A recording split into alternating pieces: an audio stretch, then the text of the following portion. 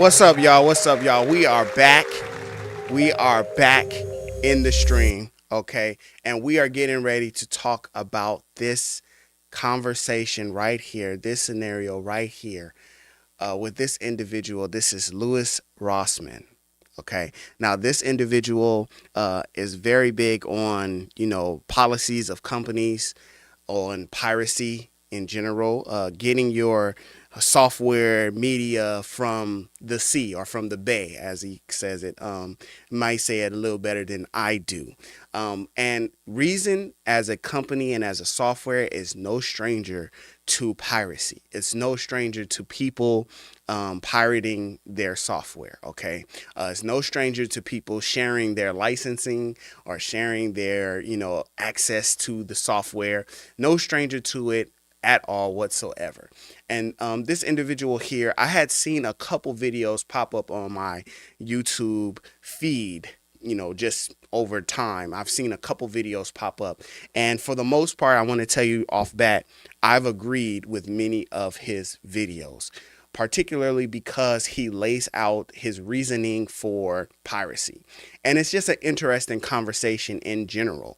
Different people might have different feelings about piracy in general. They might have a different feeling about, people pirating different content. They might have a opinion about, using torrents or using, downloading software or media for free. And I'm sure that if you are a person that has sold anything in your life, you would not want that thing pirated, whether that is a video game, whether that is software, music, media. If you are the person selling it, you would not want that pirated for, whatever reason. I remember that I read or I watched this YouTube video about this video game company that was getting pirated. And this one video game company came up with a solution where it was actually Video Game Tycoon, where if you pirated the software, then what would happen is when you created your video game, it would get pirated in the video game. So therefore, you could not beat the video game. You couldn't move forward past wherever you had started with.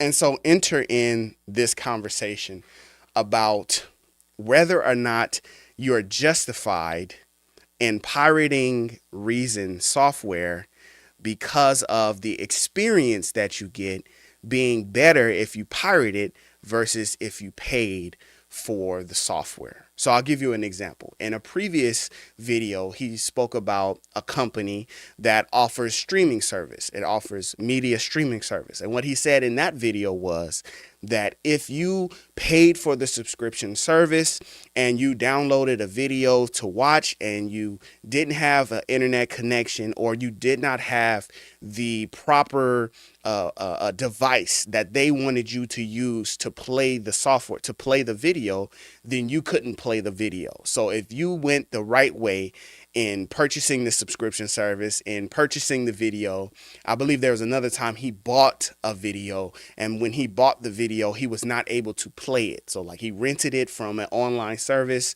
where he paid for it legally, but was not able to actually watch it because the software, the internet website basically said, oh, your system can't play this file, even though his system can play the file.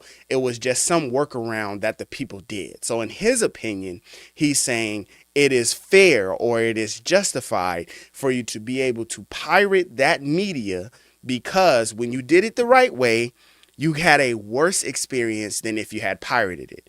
If he had pirated that video that he was trying to watch, that movie or whatever it was, he would have been able to watch it immediately and be able to put it on his phone, put it on a tablet, put it on whatever. And so because of that, that yin and yang process, that back and forth that he experienced, that was one reason why he felt, oh, using piracy or pirating things, you are justified in doing that because you get a better experience. So the question then becomes, do you get a better experience if you pirate Reasonstudios software? Is it fair Is it fairly priced? Is it overpriced? Is their update policy or their upgrade policy fair to the user? Is it something that is affordable? Is it something that is worth the actual cost? Throughout the versions, throughout whatever services they offer, be it Reason Plus or trials or demos or actually renting to own, whatever service that Reason Studios provides, is it worth it in comparison to if you were to pirate the software? That's the conversation essentially in a nutshell. Now, what he does is he provides an example, an anecdote of a situation that I feel was probably handled poorly. It was handled poorly, and because that situation was handled poorly, it then renders us justifiable to pirate the software, in his opinion, and probably in the opinion of the person that it happened to. So we're going to take a look and a listen to some of this video, okay, so we can kind of get an understanding of exactly what is happening. I am going to be playing it in a faster speed. I'm going to be trying to do something because I want to actually play it and not be an issue for me on this channel. So let's take a listen to it. Oh, can't listen to it. Here we go. This is a software where people were purchasing the software with a perpetual license so that they could continue to use it until they changed their mind. Here it says offline authorization is no longer available for Reason 11 and earlier. And all right, now let's just start right there with that. Offline authorization no longer available with Reason 11 and earlier versions. Until they changed their mind. That's the first part. Offline authorization is no longer available for Reason 11 and earlier. So if you have a version of, an earlier version of Reason, and you wanted to authorize that copy via online, then it's no longer available for you. This is as of 2 months ago, as of September 25, 2023, it's no longer available for you to authorize in that way. It doesn't mean that you can't authorize the software in general. It just means you can't authorize it via the online or via this offline. Well, okay, let me go back. Offline authorization is not available, so therefore that means please note that online authorization is still available for Reason 8 and later. Okay, so that means you can authorize Reason if you have Reason 8 or later, right? But not before that. Okay, you need to have some other kind of, let's actually read it instead of me trying to just say some stuff about what it say. Let's read what the actual note says. As of September 25, 2023, offline authorization for Reason 11 and earlier has been whatever that word is. The system of offline authorization was based on technology that has simply passed its due date. In order to create a better system of offline authorization, meaning authorization without the internet, we needed to remove reliances on legacy components that might otherwise hold us back. Offline authorizations created before September 25th will continue to function indefinitely for as long as your system remains in its current state.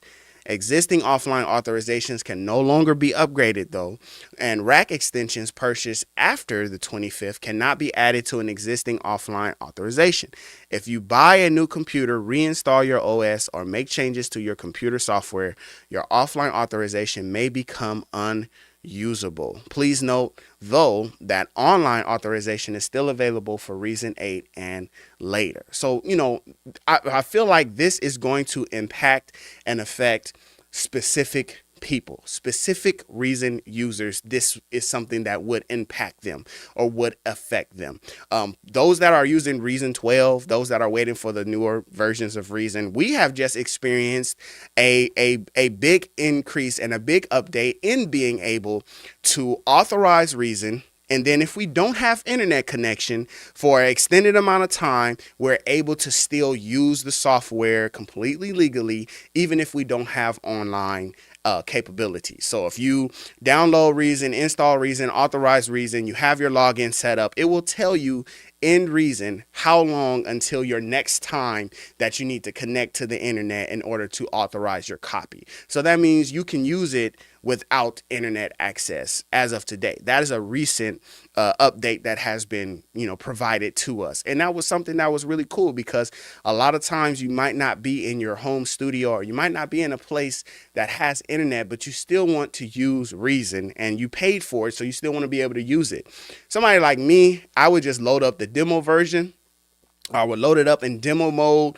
I would still make the track. I would still make the music. And then I would just know once I close this, I can't open it back up until I get internet access. Like if I did those little wonky videos where I made beats in a in a laundromat, or if I made a beat on a bus, or if I made a beat in my car, places that I didn't have internet access, or like my hotspot on my phone or something like that. If that was the case, then that was what I would do. I would just use demo mode. Now I don't have to do that. Now, because I've been authorized with Reason, I've been using the program, I don't actually have to do that demo mode bypass that I found out about. Now I'll actually just be able to use Reason even if I don't have internet access. So for those that have versions of Reason prior to 8, first of all, let me just tell you, you're missing out on a lot. I don't want it to be confusing and to be like, oh, you could just use the older versions and be perfectly fine. Yes, you can. A lot of people are still on older versions of Reason, either legal or not legal. They're still using those versions because they like the way the process works. They like the way the software works. They don't want to upgrade. They don't like the way that Reason 12 operates now, or even some people have this idea that the sound changes throughout the updates and throughout the upgrades. There is definitely a case for FL Studio having this situation. Between one of their updates, I don't know the number because I don't use FL Studio, but between one of the updates, producers who are in the industry will tell you that Reason sounds differently.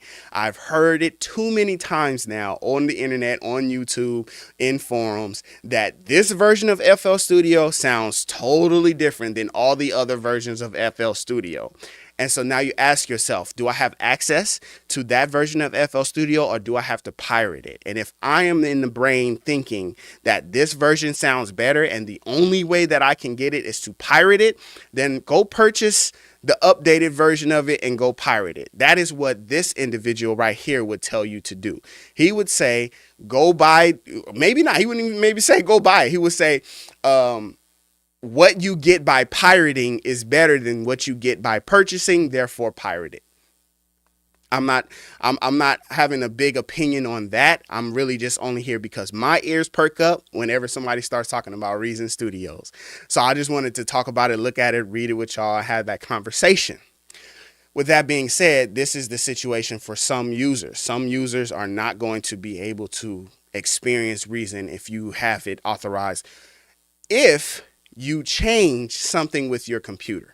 So if you installed Reason, it's a prior version, and your hard drive crashes, or you update something, or you change something with your software. The next time you go to authorize it, you won't be able to authorize it because updates are not available for it, and because the offline authorization is not available for it. And that's the older versions. Now, in my mind, well, let's hear more of what he is saying before I get to in my mind. Offline authorization is no longer available for Reason 11 and earlier, and that they can help you out if you have Reason 8 with online authorization, but anything before Reason 8, and you're kind of screwed. Now, Reason 8 came out somewhere around 10 years ago, so this is a 10-year-old piece of software at this point, but do keep in mind that this is not a piece of software that's has to connect to the internet. We're not talking about Windows XP connecting to the internet here. We're not talking about a 15-year-old version. Okay, yes. This is a piece of software for music production. This can be utilized on a computer that never connects to the internet. As a result, there are many people that may have purchased Reason 7 that are still using Reason 7 that have absolutely no reason to purchase a new version. Now, later in the video, he gets into this idea that many music producers still use, he might actually talk about it right now, many music producers still use old versions of software. And I already talked about that with the FL Studio debate, that certain versions of it sound better. So people have not upgraded, even though the latest installment of FL Studio, for example, has stem separation. You're telling me that there's no reason to update or upgrade because you have this older version that supposedly sounds better, even though now today's version has stem separation. And I know that for a majority of producers, or at least for a good amount of producers, stem separation for users Like sampling and creating sample beats is a huge development for that software. But that's for them. That's for them. Reason doesn't have stem separation, so that doesn't apply to us. But I can already create or understand a reason why you would want to upgrade or update regardless of the fact that you've paid for a previous version. Listen, that's why updates and upgrades are created. The only real question is Reason Studios fair with their update and upgrade policy? Are they fair? Do they give you a good deal? Like, for example, I'll give you my example. I had Reason 10. I have no reason at the time that I had Reason 10 to look for anything else. I was able to produce and create the music that I wanted to create with version 10 just fine. Nothing in 11 looked like beautiful bells and whistles in order for me to feel like I need to go from 10 to 11. I even have an entire video talking about when you should upgrade and update your version of Reason. I compared it to upgrading your iPhone and basically saying that sometimes iPhone just gives you a better camera, and that might not be the best case scenario or the time in which you should upgrade your phone. And Reason and other music production DAWs have this thing where from version to version, not much changes, not much is included or added. And therefore, if the thing that you're looking for is not in the update, maybe you reconsider updating or upgrading in order for you to get the latest and greatest version. Then there are other people who will say, iPhone 14 just came out. I know that with my system, I know that with my contract, I can just get the newest phone. It won't be any difference to my pocket, to my budget, to my bill. So therefore, just give me the latest and greatest phone. This phone has scratches on it and the speaker is not working anymore. Just go ahead and upgrade the phone. I don't care that Apple didn't give me the greatest update. I don't care that they didn't do that. I'm more concerned with the fact of having the latest and greatest. So there are different camps of upgrading and updating, and I felt like it applied in music production as well. No one can tell, well, let me not speak too much in absolutes. I'm excited about this conversation, if you can't tell. I don't want to speak in absolutes. There are some people who will drop at the drop of a dime, upgrade FL Studio because of stem separation, whereas before it wasn't even a thought to upgrade. It was like, no, I'm cool. I got this. I got forever updates for the rest of my life, whatever. I don't need to upgrade to the next version. And then they drop stem separation on you. And now all of a sudden you have a reason, pun intended, to update or upgrade. For me, Reason 10 going to Reason 11 wasn't anything there. But we're talking about, is it fair? Is the pricing fair?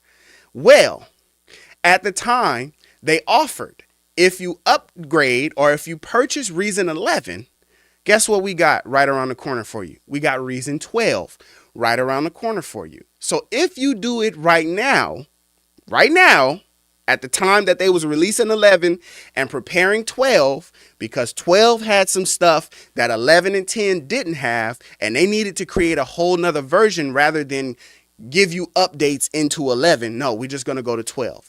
Because we have 12 coming out, if you got 10 or 11, you can upgrade right now and we'll give you 12 free. That's why I have Reason 12. That's why I have Reason 12. Because of that situation. So now if you're not in the know, if you're not paying attention, if you're not on the website, if you're not in the community, if you're not in the forums, if you're not subscribed to this channel, if you're not following Reason, maybe you miss out on that deal. But nonetheless, they offered the deal.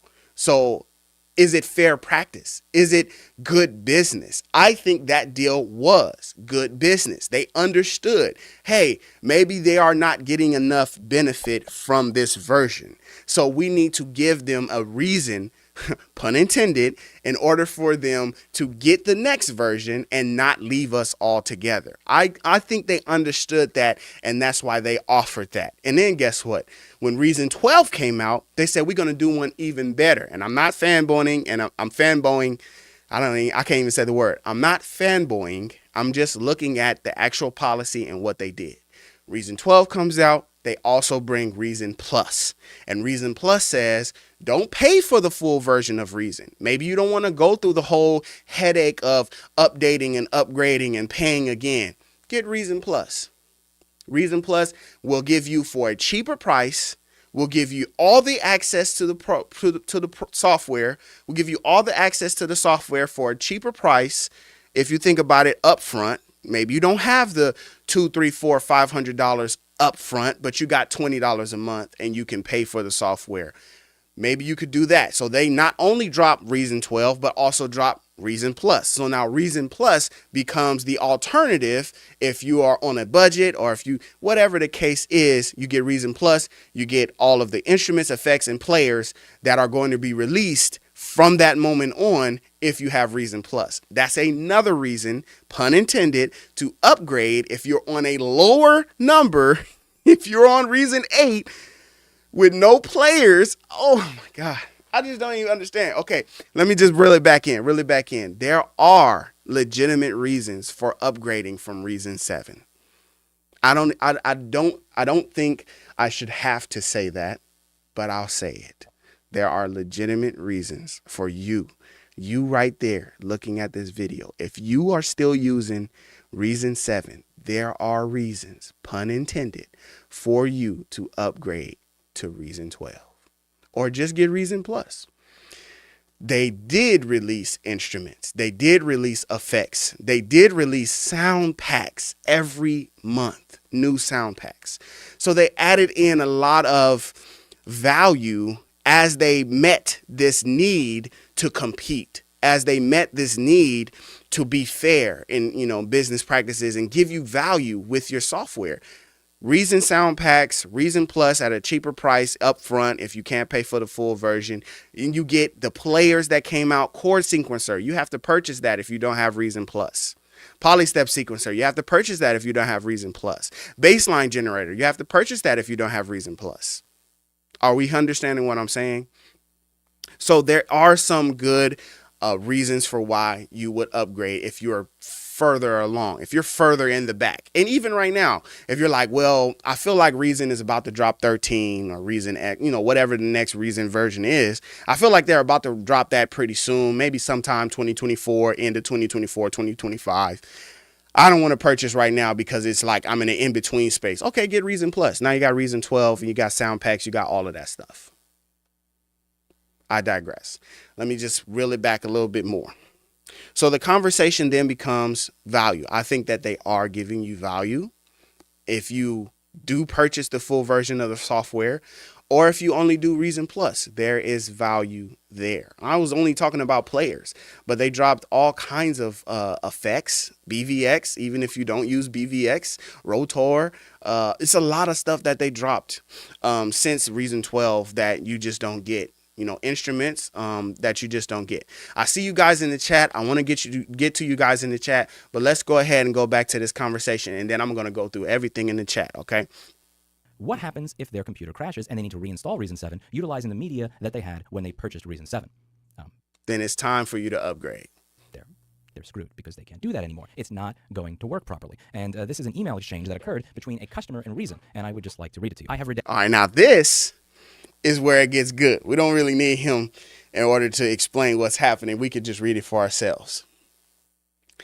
Let me just keep it going so we can get to the earlier email. Okay. Your anti-consumer business. Okay, here we go. Your anti-consumer business choices leave me no option than to make a business choice of my own and choose to spend my money elsewhere. I want my account and all data related to it destroyed. Please notify me via once the process is complete.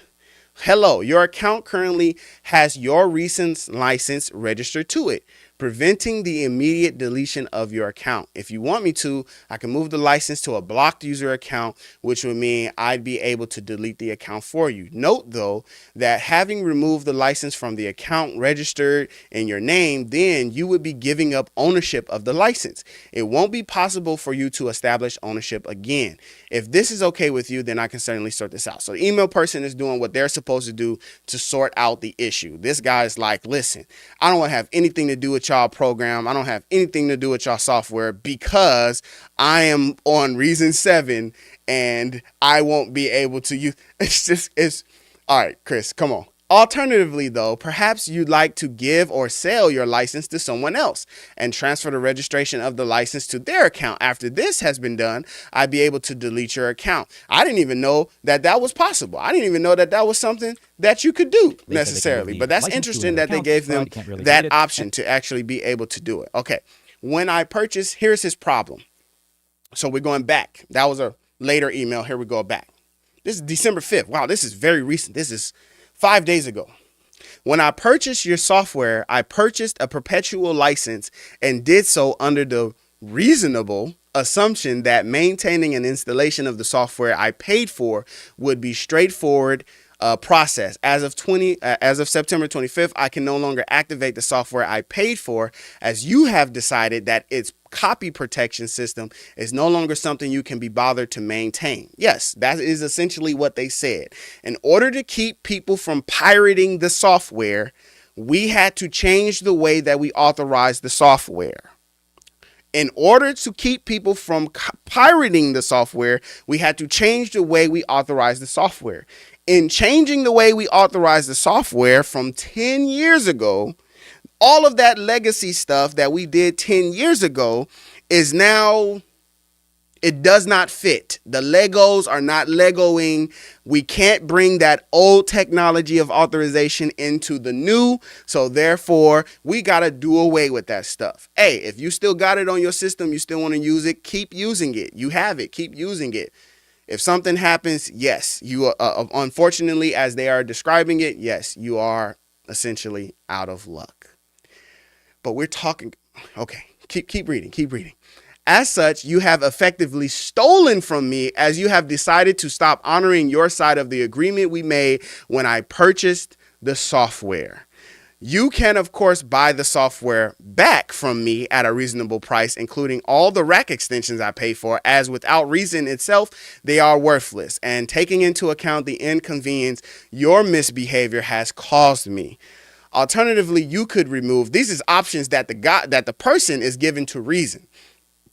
Alternatively, you could remove the copy protection system from the software that I can continue using it as I have previously. So you fix some stuff for me so I can keep using my software. You fix my software so I can keep using it. Another option, this is 3 options, by the way. Another option would be to provide me with a free upgrade to the earliest version that allows online activation, which I believe is version 8. Any of these solutions could demonstrate care for your customers and be an upstanding business, and the accusation of theft would no longer apply. Did they steal? Listen. Did they steal? Did they steal from you? It's a good question. I personally, I don't think that I can like correlate or understand this individual because it's from 10 years ago. Now, if they did this to Reason 10, if they did this to 11, I mean, I don't know. Just something within even 5 years, maybe I would be like, wow, you got me to buy this software and now I can't use the software anymore because I can't authorize it any further. And you're basically forcing me to update or upgrade. You're forcing me to update or upgrade. I could understand that. If they did that with 10, 11, 12, I could understand that. But we're talking about 10 years ago, Reason 7. We're talking about Reason 7. And I already explained earlier, there are plenty of reasons, pun intended, for you to upgrade from 7 to anything you can get your hands on after 7. Anything you can get your hands on after 7, it's worth it for you to do it. So I don't think that we could say that they stole from him. You got 10 years out of the software. Something was going right because you purchased rack extensions. Something was going right because you was using the software. And something something was going right because you was using it. But I digress. I won't like, I'm not trying to dig at him. His opinion is his or her. I don't know who this person is. Their opinion of it is their opinion, but that is a heavy accusation to say that they stole. I'm waiting for like, I'm waiting for how many other people sent in an email like this. I ain't heard nothing about it, but it's only been 5 days since this came out. So this is interesting. Okay. His options are also very interesting. Now, I think maybe he got robbed without a gun. Oh man, dang, I wasn't supposed to look at the chat until I finished. I think that he could have maybe presented his case another way and gotten a free upgrade to 8. Because 7 to 8, you still, this is as somebody that uses the software. That's the only thing. I use the software to make music. I've made money making the music that I make with the software. I've made money selling beats, recording albums, mixing people's stuff, mastering people's stuff. So I understand what you can get out of it. I understand that 10 years of music production with a software should get you something. So I understand on a different level because I am a user. I understand on a different level. It's not really about piracy or not to me. The program speaks to me. I like the program. So I understand on a different level. You should want to be able to still use your program, your software.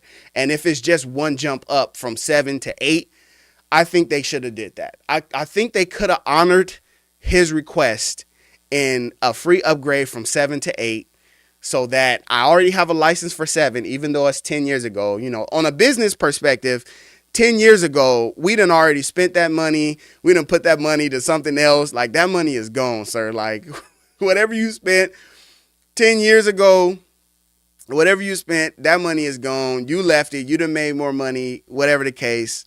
But I think that I agree. I will say that. I agree. I feel like whoever was handling these emails, maybe because it gets good, y'all. It gets interesting. Okay, don't stop here. It gets interesting. Whoever was responding in this email, it gets good, y'all. It gets interesting. Okay, I think that could have been like run it up the chain. Like see what they say. Like ask the higher ups if it's not in your ability to grant this person. Ask somebody else. Have a meeting about it. You know, like, hey, can we just bump this dude from 7 to 8? I know that we got 9, 10, 11. I know we got record. I know we got all of these other versions and things that they could be using, but let's bump him from 7 to 8.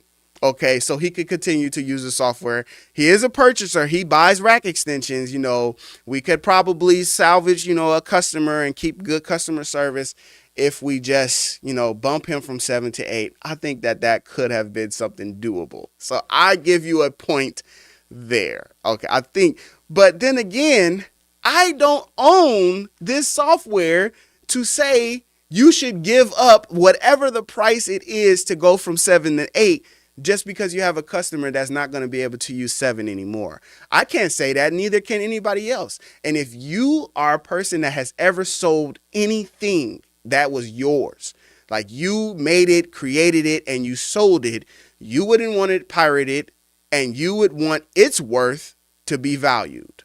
So there are points on both sides, I could say. There are points on both sides. So I kind of get him with that. Is there a way that you can fix his authorization? Is there a dongle that you could send him? Is there a USB stick you could send him? Is there, I don't know, crack your own software and send it to him? Is there anything that you could do to fix this situation so that this person that he did purchase the stuff, can continue to use it? All right, let's just keep going. He gave all these different options, a lot of different options. Reason basically was like, you sell it. You sell your license. Find somebody that want to buy your Reason 7 license. Okay, buy somebody that want to buy the Reason 7 license that can't be updated, that can't be authorized online. Find somebody that will do it, and let them purchase it from him. He was like, no, you purchase it. You purchase it, Reasonstudios. You purchase it from me. It would demonstrate care for your customers, a desire to be an upstanding business, and accusation of theft would apply. That's interesting. Now, here we go. Okay, I almost don't want to show his name. So this is Reason Support is responded. Hi, I'm very sorry. This is the next day. Hi, I'm very sorry, but I'm afraid that none of your proposed resolutions are feasible. This is the part right here. Like I said, it gets spicy. This is the part. I'm afraid none of your proposed resolutions are feasible, although I suspect you likely realize this. Now that's some shade that you giving. You giving shade back to the customer. Now you finna get some people upset. Why you had to put? You know what the best thing? I was in grammar. I have a major, a degree in English. Not that it matters, but whatever. I went to Cal State Long Beach. I got a degree in English, and in the class they were talking about parentheses. They were talking about parenthetical information. Whenever you put something in parentheses, what you're not giving emphasis. You're not giving emphasis to the thing in parentheses. What you're saying is this thing can be taken out. That's essentially one of the ideas about parentheses. You're not adding emphasis to it. You're saying this could be taken out. You should have took that out. You shouldn't have left that in there, because I could see somebody getting upset. I could definitely see somebody getting upset and going further and sending this email to this individual or posting it online. I could see somebody having an issue with this because of that. That was some spice. That was some spice right there. That person is either going to get some, what's it called? When you either going to get some training, or you finna get a suspension. You finna get something. Okay? You finna get something because of this. You finna get something because of this, man. So it says, I'm sorry. I suspect you likely realize this. I think you realize that none of these options that you presented, we're going to be able to do. And then he goes on to say, refunds and returns are limited to a 30-day period after purchase. Are you kidding me? Yes, we understand that refunds and returns are limited to a 30-day period after purchase. I think everybody in their right mind probably understands that. Push it to 90 days. Sometimes you can get 90 days. Even if it was 90 days, obviously this is a 10-year-old software. Of course, yes, we understand we're not actually going to be able to get a refund or a return. I'm not asking you to specifically go by your refund policy, because I know that's not your refund policy. Obviously, it's been more than 30 days. Your last purchase from us was in 2011. Oh my gosh. Removing the system of authorization from Reason is not a realistic proposition. Reason 8 is no longer available. So he was also responding to the fact that I'm saying, oh, just let me upgrade from 7 to 8. So now you can't get 8 either. Reason 8 is no longer available. So you can't jump from 7 to 8. Now you want me to jump you from 7 to 9? You want me to jump you from 7 to 9, 10? So it's like, oh, best regards, Craig. Craig, you have not solved. Let me bomb down a little bit. No, you can't say best regards. Nothing has been solved.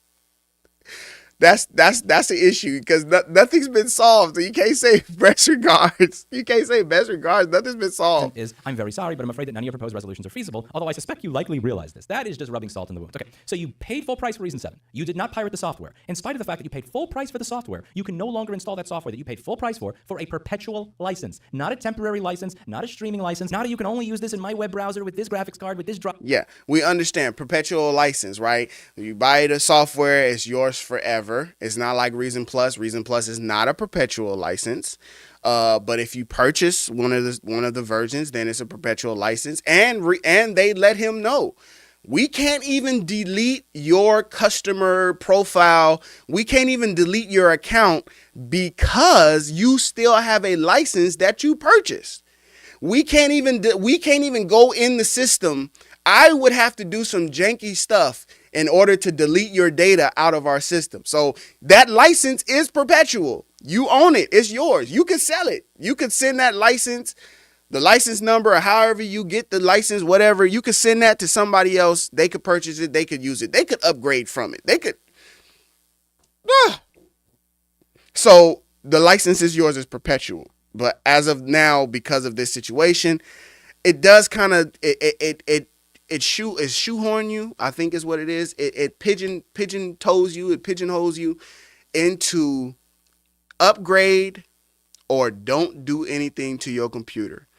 Pray you don't get a surge to your electricity. Pray that everything on your computer stays exactly the same, because the minute something changes, you no longer have access to this software.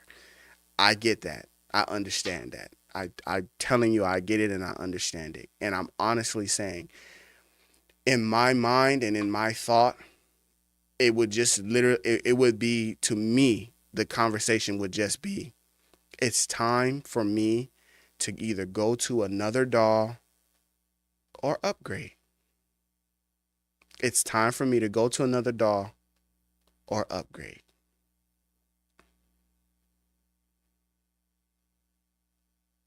You could have reason one. You could have reason one and it be a perpetual license.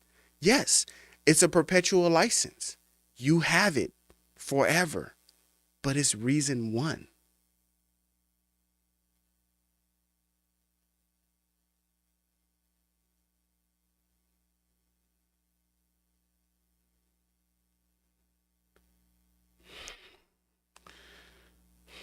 To work anymore.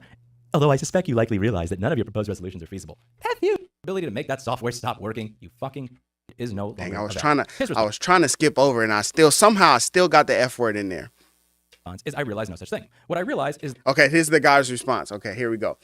I realize no such thing, because you was trying to get smart with me. Let me get smart back with you. I realize no such thing. What I realize is that you are choosing not to act upon any of the suggested solutions, and as such remain a company that is fine with stealing from its customers. I will never purchase or use any product your company produces ever again.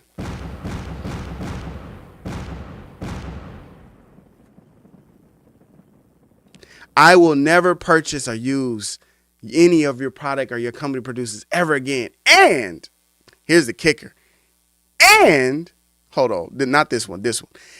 And not only will I not be purchasing or using any products, and I will actively, oh my gosh, and I will actively seek to ensure that no one else I can influence does either. Delete my account as per my original request. Regards.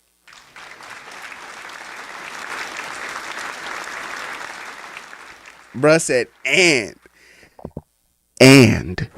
Bruh said, and I will actively seek to ensure. So now you have become one of those people that I gotta ban from my chat because you just say random stuff about Reason. You've become one of those people that gotta get you've become one of those people that gotta make troll accounts on YouTube in order to tell people don't get Reason. Don't get Reason. They steal from you. How'd they steal from you? Well, I purchased something 11 years ago. You purchased something 11 years ago. What happened to it? Well, they won't let me authorize it anymore if I change something on my computer. So therefore they stole from me. So never purchase it ever again. Bruh, listen to me, man. Listen. Don't get it. Don't download it. It's terrible. Don't do it. Go to the Bay. TBD. I can't even say it. TBP. Go to the Bay. TPB. Go to the Bay and get one of them versions that's cracked. Get you some cracked software if you go and use it. Matter of fact, no. Don't use anything ever again. It's terrible. It's the worst thing you could ever do because of this experience that I had with them. I'm going to tell everybody that I can influence. Influence is an important thing. Influence is big because that really is the biggest. That's the next thing. Is this Timberland? Timberland used Ableton. Is this Pharrell? Pharrell, I think, used Logic. What Pharrell use? It can't be JD. It can't be Jermaine Dupri. He used MPC. Who is this? Now, I'm being facetious. It's a funny conversation. It's an interesting conversation. It's unfortunate. It truly, honestly is. And if it wasn't for the fact that him being like, I never want to use this software ever again. It would be one of those things where I just be like, yo, I just want you to experience the other side of the hill. Here's a reason plus. I got $20. You can get reason plus. Hey, you funny in the chat. This is here's $20 for reason plus. Just experience it. You know what I'm saying? See if we can bring you back to the other side. Here, red pill, green pill. You know what I'm saying? Let me at least give you the option. Buddy is like, no, never again, never ever again. I hope you got some strong influences. And let me just say, I'm sorry that this happened to you. I truly am. I'm not one for you not being able to create music, especially if you were comfortable with Reason. I don't know if this individual has other software or other DAWs. I don't know if this individual has other things that they can use to make music with. But as of December 5th, when he decided, or December 6th, when he decided he would no longer ever use Reason ever again, he can't use Reason anymore. And as a Reason user, or he decided not to use Reason anymore. And as a Reason user, as many times as I have stepped out and gone to Ableton to check it out, or gone to FL Studio to check it out, or I've gone to Bitwig to check it out, or Pro Tools to check it out, or Cubase to check it out, as many times as I might have gone to check something out, I came back. I saw what the world had to offer, and I decided, me personally, the grass was not greener on the other side. The grass was not greener on the other side. It just, they use more water. Let me put more water into my grass, and I'll be perfectly fine. And so, as many times, I have stepped, but I came back. Maybe that's not you. Maybe you don't feel as strongly as somebody like me about the company, about the software. This rings true and is very similar to, Waves, for example. When Waves came out and they said, no more can you purchase this plugins, you can only do subscription from here on out. Man, people lost their minds. People was upset about that decision. As a broke boy like me that has never purchased a Waves bundle, has never purchased a Waves plugin, I saw the Waves access as like a beautiful thing. I was like, wow, I could get Waves plugins for $9.99. I was like, oh, that sounds like a good deal. This reminds me of that, and where I was wrong in that take, because I didn't understand that there were a lot of people that spent a lot of money on that stuff and did not want to have to be tied down to a subscription service. And right now, if Reason was to do something like that to tie you down into the subscription service, I think that would be an issue, and that would be a problem. I think it would be an issue, and it would be a problem. I don't think that was something that we want. The Reason user community, we don't want that either. Give us options, give us the availability to be able to do something. I'm weary of people who have versions of the software where you can very easily find the cracked version of the software. I could just imagine this person. I'll say this, I have seen on forums, there are times where people have taken their cracked serial numbers and gone to try to do an upgrade or update and sent in notices and sent in emails complaining that they couldn't upgrade their software. And then the software company comes back and says, dude, this is pirated. You're trying to upgrade and update with a pirated serial license? Are you serious? I've seen that. I've read that. I was like, oh, wow, this is really interesting that somebody would really actually try to do that. So the conversation has multiple sides to it, right? The conversation has multiple sides to it. It's not just one-sided. It's not just one thing that's happening with this situation. There's multiple sides to it. There is customer service. Did Reason really accurately and adequately provide customer service to this customer? Did they really give them the best customer service that they could have? Or did they demonstrate and display, disregard for their customer base? That would be the question. Was it somebody like me, immaturely laughing, making a joke or making light of the fact that this person did take their hard-earned money, purchased a software 10, 11 years ago, purchased it, and is now going to not be able to use it. I think that, yes, from this whole product support side of things, that is an issue. How it was handled, the like I said, the shade, it was shade. It was shade that he was throwing. I think you realize that this stuff not gonna work. I think you realize we're not gonna specifically make a case just for you so that you could keep using Reason 7. I think you know that. And Reason 8 is not available, so we're not going to give you Reason 9 or 10. And also, we're not giving you no return or no refund because it's past 30 days. All of that is shade. None of that is, hey, I'm having like a care for you in what you are about to go through or what you are currently experiencing in September.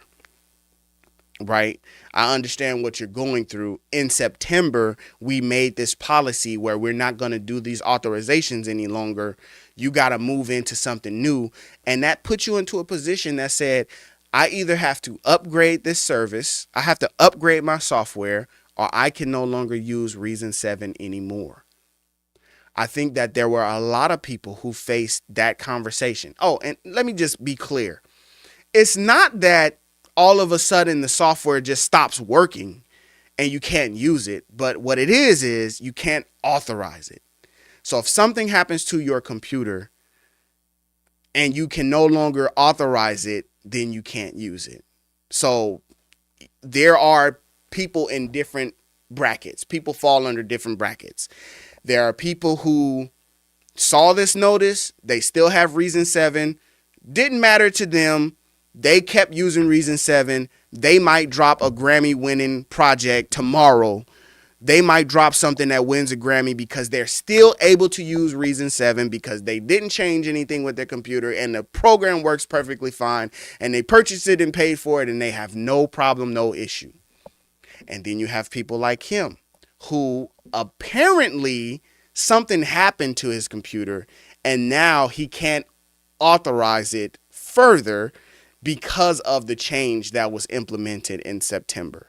So now he's dealing with this issue, right? Because it's been September when they first did it. Now we have October, November, December. Now we're in December. So apparently something didn't happen in that time where now in December, you're getting a notice, you're getting an email saying, I want my account deleted because I can't use my software anymore. Otherwise, you would have sent this in September.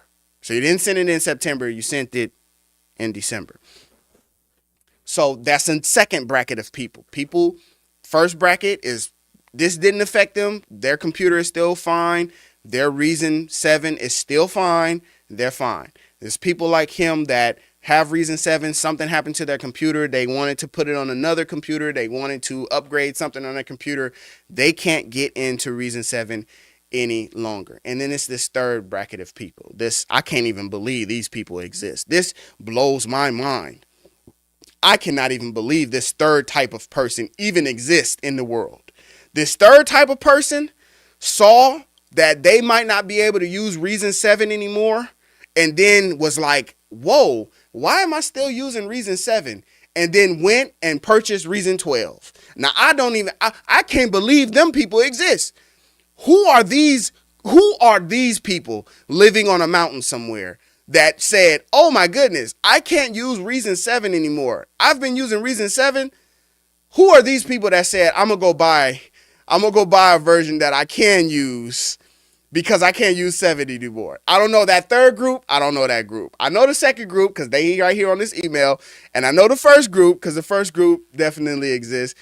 There's people out there that they perfectly fine. But that third group that actually just went and got the latest version, I can't understand why they would do that. I don't know. That you are choosing let's to not listen act a little upon more. any of the suggested solutions, and as such remain a company that is fine with stealing from its customers. I will never purchase or use any product from your company. Yeah. I will never purchase or use it again. He sounds salty. He's writing a salty email. He sounds salty in the email. Yeah, he does sound salty in this email. Yes. But Reason, they did give him some salt back. They gave him salt first, and they made him salty. I agree. He is salty because he paid money for something that is not going to be able to work anymore. He paid. Yeah, but pay for perpetual Keep license going, and software. keep going. Go off, King. Go off, King. You can't continue to use the software. They have decided to stop supporting the copy protection system that's put into that software. This copy protection system is not for the benefit of him. It's for the benefit of Reasonstudios. Now, let's get into this conversation. Because the real conversation is, it's not that we upgraded the instruments and like got better graphics, because they definitely did that. It's not because we, changed the sound and made sure that the mixer and the meters was working properly and not glitchy, because they definitely did that too. It's not because we added VST3. It's not because y'all definitely was begging for VST3. Okay, and now I ain't heard a peep about the stuff that y'all was able to do with VST3, but y'all was begging for VST3. Y'all got it. Okay, cool. It's not because of that though. It's not because the redrum fan can spin now in the back, because I know if you're on 7, your fan ain't spinning.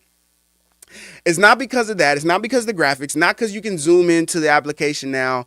It's not because of any of the actual good things. It's not because the addition of players, like being able to use chord sequencer, bassline generator. It's not because of any of those things that the program actually changed the software. It is because we want to keep you people who pirate the software from being able to pirate the software. From this point forward, we don't want y'all pirating the software. So we making changes so people can't pirate the software. Now listen, all that 5, 4, 3, 6, record, whatever you could get your hands on and pirate, you did. Whatever you could get your hands on and pirate, y'all did. Y'all did it. This is not anything new. This is nothing new. People have been pirating software since you have been able to do it. It's nothing new. It's nothing new. That goes for FL, Cubase, that goes for Pro Tools, Logic, that goes for whatever you want to name. They found a way to crack it. You got to put a virus on your computer in order to do it. Look at all of the leaps and bounds you go through in order to use the software for free. That's okay. We've all been there. We have been there. Some of us are still there. The company says, so that people can't. Yes, we changing some stuff. And that means all the versions before this that were easily pirated, and because we know, because y'all pirated it, all them versions that was easily pirated, we doing away with them. We doing away with it. It's dated. It's done. Hold on. We got some new stuff for y'all anyway. All that old stuff is gone. It's dated. It's done. We're not dealing with that no more. Yes, that is their decision that they made. Yes, they did lock some people out. And I'm telling you, when this update came out, well, of course, because I'm on 12, I'm not even thinking about it. I'm not worried about it. But when this update come out, it was, to me, listen, I'm literally reading it saying, okay. That's literally me. But that's okay. I could be a fanboy. You can say what you would say. That's fine. But I'm just reading it saying, this is back in September of this year, like, oh, okay. It does not seem newsworthy. It doesn't seem like a big deal. To keep y'all from being able to pirate all them old versions, and they still there. Have at it. Go do it. Go do it. Go do it. When we ask you to send the reason file, or when we ask you to send the stuff and you send us from anything below this number, we know. They said it too. Producer Grind said it as well. There's a certain version of FL Studio. When people were sending the FL Studio project files and they was below a certain number, they said, oh, we know why you sending that number, because that's the last time anyone was able to pirate this software. Whatever the software was, that's the last time people have been able to pirate it. And so goes the same for Reason. That's the last time. We want to change things. We want to give benefits to those that are current Reason community, that are currently with the latest software, or at least, oh goodness, 10. Okay, we want to cater to these individuals, not our 10-year-ago customer base. I want to cater to these individuals. And I get the notion too, where it's like you don't build a house on a foundation and then it's like you spite your nose, that kind of saying or whatever. You don't want to build your foundation of loyal customers that's been with you since 1, 2, 3, 4, 5. You don't want to spite them because you look into the future. I get that part. And that's true. You don't want to do that, right? You don't want to do that. But at a certain point, you got to really ask yourself, why haven't I upgraded? Why haven't I moved on? Am I really saying that the benefit of keeping this lower version is really outweighing what I could be getting from the newer versions? I don't know. So, yes, they changed it. So now, like I said, I mentioned it earlier in the stream. Now, you can authorize your copy. And then for an extended period of time, you don't need the internet in order to use the copy anymore, right? That's a new thing that they added on. That was helpful. That was beneficial to a lot of people who are using versions of Reason that authorize online. I've experienced it firsthand. I have been in weird places outside of this studio. I have been in places where I decided, hey, I want to make a beat, but I'm on a bus. I want to make a beat, but I'm over here in the laundromat. I want to make a beat, but I'm in this random place. There's no internet. I can't access it. I use the demo mode because I like the software. I use the demo mode to get around that. Now we don't have to do that. Now they actually have it. You can authorize it without being online. You can have that for an extended amount of time. So it's unfortunate that this person, it's not him, by the way. This is a individual. All respect, my brother. There's an individual that is responding to who it happened to. Okay. If he had went on the high seas, he would have had a piece of software that he could. The high seas is what he calls it. So the high seas. If you go on the high seas, so now we're moving over to: is there a more benefit? Is there a higher benefit for going on the high seas for pirating the software? Is there a larger benefit for doing that than purchasing? So here's the argument. Let's hear it. Install from now until the end of time. This piece of software that I purchased over here, I bought this shit, I forget what, it was 2001 or 2002. It's been a while, excuse my memory. I bought this thing over 20 years ago. Now, would I want to connect that software to the internet? This is not a piece of software where I am seriously concerned about not having security patches back in 2007 and 2008, and also worked at a lot of smaller studios across New York City back in 2008 and 2009, is that some of the best producers that you will ever meet are using old-ass versions of software. Like, I know people that in 2010 were still using Logic back when it was owned by eMagic, not by Apple. Are there people? Yes, we discussed this. There are people who are still on the older versions of FL because they feel like it sounds better and they want to keep using that version. It feels the best to them. It works the best to them. And I'm sure there are probably people with Pro Tools and all kind of different versions. People that's like, nah, I remember Pro Tools before it was this company. I remember it used to be under this company. And, you know, I'm sure that there are people that still would prefer. I mean, you look at Jermaine Dupri, he was pulling up the MPC where you still had to use a floppy disk to load up the beats. And he was loading up the beats and showing people, oh, here's this beat. And yeah, there are people that still will use old tech, still use old software. Yeah, understand. You fit a certain bracket and you are going to go through what you go through because you want to continue to use that older software. That's a choice that you are making. You're specifically making that choice. People that I know that today are using Logic Pro 7 with a Power Mac G5 from 2004 or 5. And the reason for this is you have these people that get really into the zone. And when they have everything set up exactly the way that they like, and workflow is so important to them, having a creative workflow and interrupt the creative process, they will have 3 clones of that hard drive in their closet. They will have 3 of those Power Mac G5 selling records. I still know the person. And maybe that is what you need to do. What's up, Willie? Maybe that's what you need to do. Maybe if having Reason 7 is that important to you in September when they release that idea, maybe that's what you need to do. Maybe you need to go clone your hard drives or set up some provisions in order so that you can keep Reason 7. There are just some people like that. You know what I'm saying? I understood. It took me a long time to understand why people would keep the car that they have that's paid off, that got some problems, like my dad, for example. Just keep it real. I'll just talk about, hey, he got a stereo system in his car that costs more than his car. The car is as old as me. Will he get rid of that car? No, he would never get rid of that car. He went, bought a newer car. He still got that car. I'm still looking at him like, why do you have that car? It's like, because it's mine. I own it. I don't have to pay anything else on it. I remember when I paid the last note that I paid for it. I remember when I purchased it from this guy off the street, got the pink slip. It's mine. Why am I going to sell it? Somebody like me, you know what I'm saying? The first chance that I had to get rid of my car, I got rid of it and I went and got a brand new car. It had 15 miles on it. But today, the today me would go back to that dude and say, what are you doing buying a brand new car with 15 miles on it? You want to stunt? You want to, whatever the case is, like, no, that is not what you should be doing.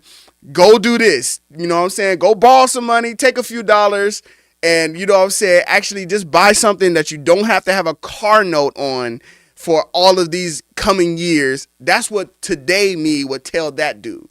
But that's the kind of person that I am. And I understand that that's just how some people are. They would rather have this thing, like I said, like he's talking about for your workflow, reason 7 or 8, the workflow of it, I might could agree. And say that 5 had a better feel or a better workflow for me. It couldn't have been 5 because 5 is when they changed the rack and sequencer and mix. I don't think 5, maybe 4. I probably could say that 4 had a different workflow, and because of the workflow of 4, I was able to create some tracks. But do you know how much I'm giving up if I keep 4? If I keep 4 instead of 12, do you know how much I'm giving up? And that did 50 Cent's Magic Stick that was using a computer that was 15 years old with software that was over 10 years old because it worked for him, and there was absolutely no reason for him to change what worked. There was nothing to gain, but everything to lose. He had all the sound, everything you wanted. Why change it?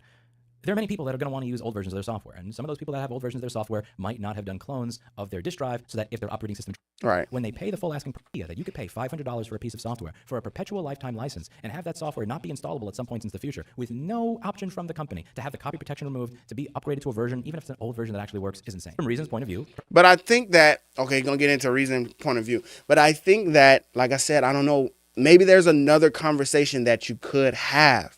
Maybe there's another conversation that you could have about your perpetual license and not being able to install it or not being able to use it. Maybe there's another conversation that you could have with them to remedy the situation. Maybe the conversation didn't have to go the way that this one email went. Remember, it's anecdotal. It's only one incident that we can report from. Not saying that there aren't others. There probably are many other reports and many other email threads and things of that nature that could speak to this issue, could speak to this problem, because I'm assuming that people that have a legal license of Reason 7, I'm assuming there are still some people out there with that could be experiencing this problem or could be going through this issue. But I think that if you are making the decision that this is the software that you want to use from now on and forever, this specific version, then you are going to have some redundancies built in to your software situation, to your studio, to your computer, so that you don't run into this issue just on your own. Does Reason owe you, do they owe you something for a software that was 10 years ago? Do they owe you for that? Should they still have to be updating it or allowing you access to it in some kind of way, shape, or form? I don't know. Somebody has to answer that for me. Somebody has to explain that for me. And a lot of these times, we've spent our money to acquire the software, but listen, many of us have no clue the processing or the programming that goes into creating the software. So, and I say that sometimes because I hear a lot of arguments about stuff that I hear arguments like people talking about streaming and people talking about Spotify and Apple Music and all of the issues that come with that, with money and everything like that. And then the question just becomes like, we don't know why we're getting paid this number, and we also don't know how this works. How were you guys able to put every single song in existence that I can think of with instrumentals and live versions every album, the Christmas version, the Christmas album, the acapella album, the instrumental album? How was y'all able to put all this together and I can just search for it on my phone and be able to pull it up? What's the tech behind that? Magic? Some alien software? What is that? So it's just that side of things. It's like, yes, we're users. We're not creators, in the sense like we didn't create the software. So you can only demand so much. You can only demand what your dollars give you access to. If you have a case, call your lawyer. If you got a case, call your lawyer. Have your lawyer work it out. Perhaps removing the copy protection from their software is insane. Why would we remove the copy protection? Because you stopped supporting it, you asshole. The customer has not changed the terms of the agreement. You did. The customer did not decide that he's going to use a different computer that is not compatible with your copy protection software. The customer is not running some sort of crazy setup that requires you remove the copy protection part of the code. You decided that it's not going to work anymore. Because you decided it's not going to work anymore, he's asking you to make that work. Anybody who finds... You know what the interesting part about it is to me? I think that if enough people had this issue, or this problem, then I think they would change it. If enough people had this issue or this problem, I think they would do something about it. I don't know what the number of Reason 7 users is. I'm very curious to know the number of Reason. It's a few people in here. Who in here is using Reason 7? Who is using, not I own Reason 7, and I saw some people say, I still got Reason 4 in a box. That's dope. That's really cool. That's like a collector's, copy. That's cool. Not you own a copy, but actually, when you go to make your music, you double click on your computer, Reason 7, and Reason 7 pops up because your computer still works and still plays it. Who on here? Come on, get in the chat. I see you're watching. Get in the chat. Who is using Reason 7? We're going to get anecdotal. We're going to use an anecdote because this is one anecdote of one issue, one person that has an issue with not being able to use Reason 7. The person that was in that email. So on this live stream, please, somebody, anybody, please, who is using Reason 7? Somebody, please, somebody. I'll wait.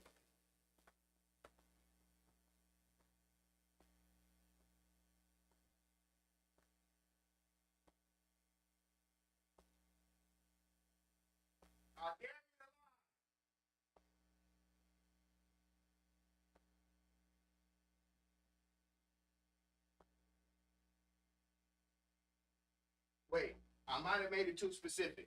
Hold on, I came back. Hold on. I might have made it too specific.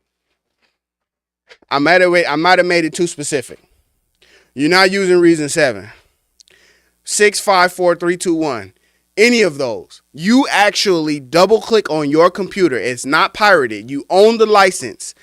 1, 2, 3, 4, 5, 6, 7, 8, 9, 10. I know some people still using 10. But come on, tell me in this chat, who, where?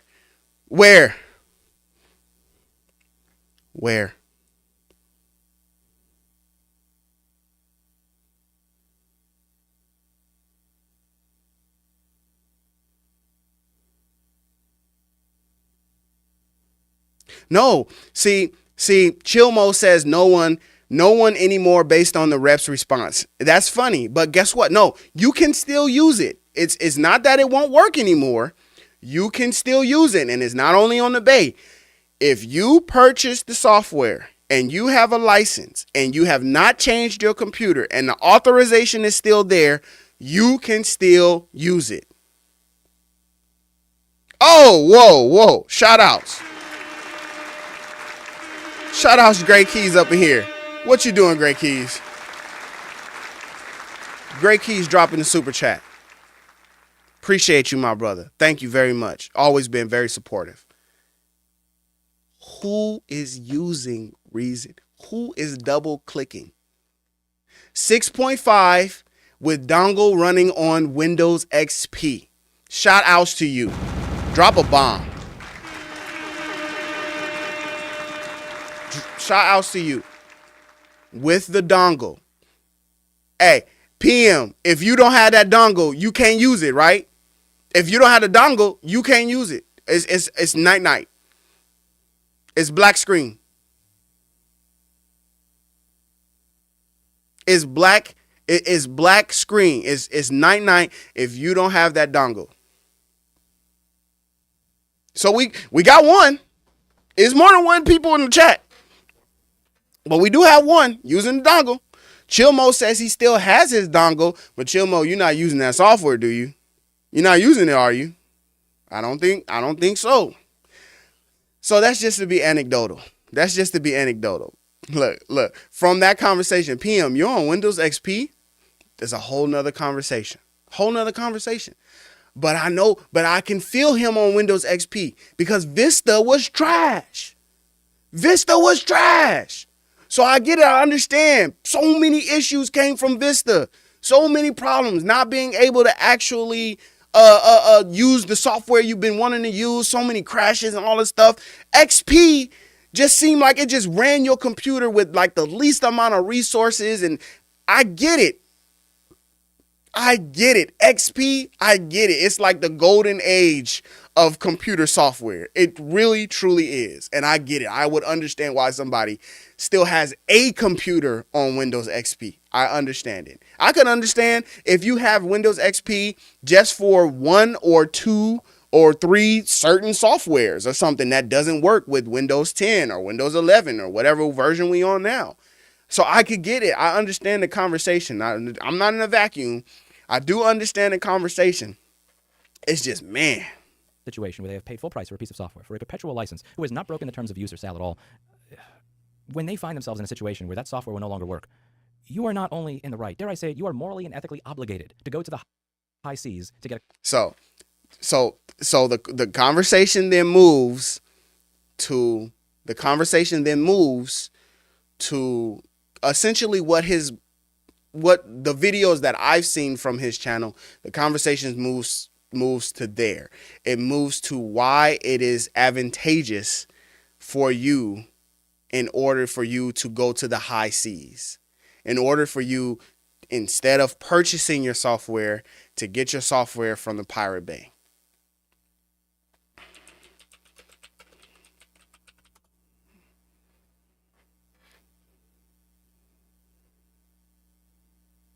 Interesting. I would never try it. I just Googled to see if somebody has cracked any further versions. I just Googled to see. I ain't clicking that link. I don't know what that website gonna do to my computer. I don't know what tracking is gonna come from it. I ain't gonna click it. But then again, I don't need to, because I already have my Reason subscription. I already have my Reason 12. When I upgraded from 10, got 11 and got 12. I already got it. But I'm looking to see like what crack versions are still out there. They're there. Crack software is full of viruses and makes your computer works terribly. Yes. But if you could find it, I'm not going to tell you to use it, but he will. This way, Chris. He will. Go to the high seas, go to the Pirate Bay, and find the technology on there to use their software, because as he says in his next part of the video, if you had gone the high seas for this software 12 years ago, rather than pay them $500 for it, you would have had a better experience than you did paying for it. Because had you... I don't think you would have a better experience if you bought it then. If you this only goes for morals, ethics, value, and how you feel about life in general.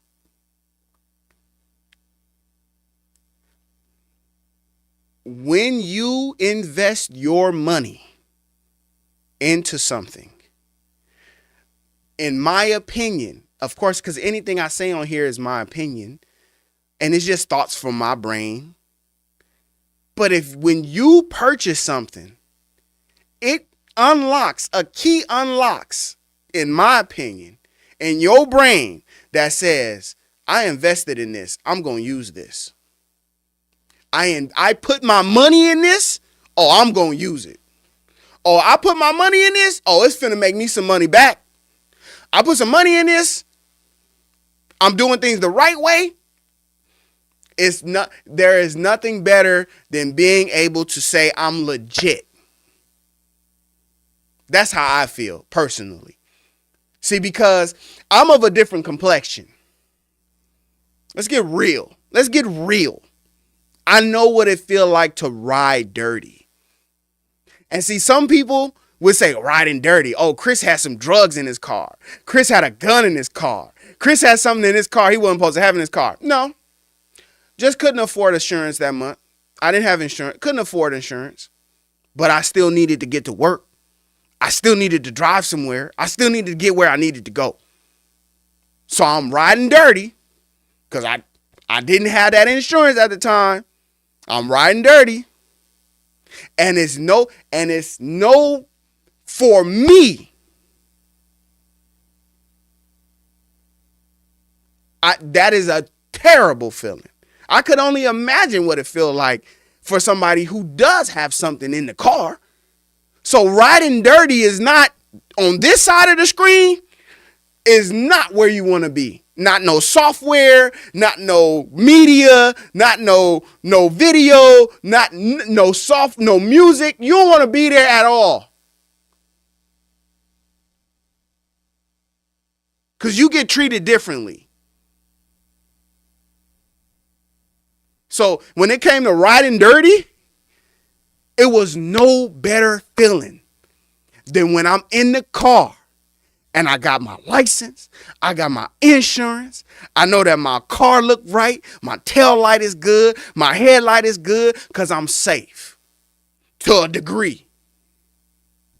So for me to say, oh man, just pirate whatever you want to pirate, or you know what I'm saying, just, go. No, I could never condone that. I know somebody that recently, was making their music, but was using a pirated version. Had pirated software, had pirated plugins, had pirated effects, had pirated. And that company sent them an email. Hey, buddy. I see that you've been making this stuff, you've been making this music and stuff, and you pirated our software. Oh, we finna give me that. What? No, not that one. Give me that.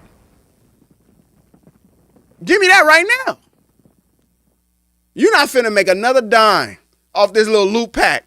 You're not finna make another dime off these samples. High volume. You're not finna make another dime. You're not finna make another penny.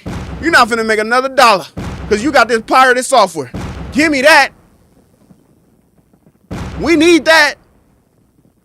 See, that's a different conversation. See, because as long as you get away with it, then it's cool. As long as you can get away with it, you feel like you cool.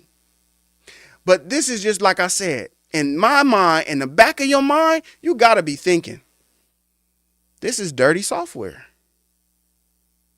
And I don't know the consequences of having to put this software on my computer.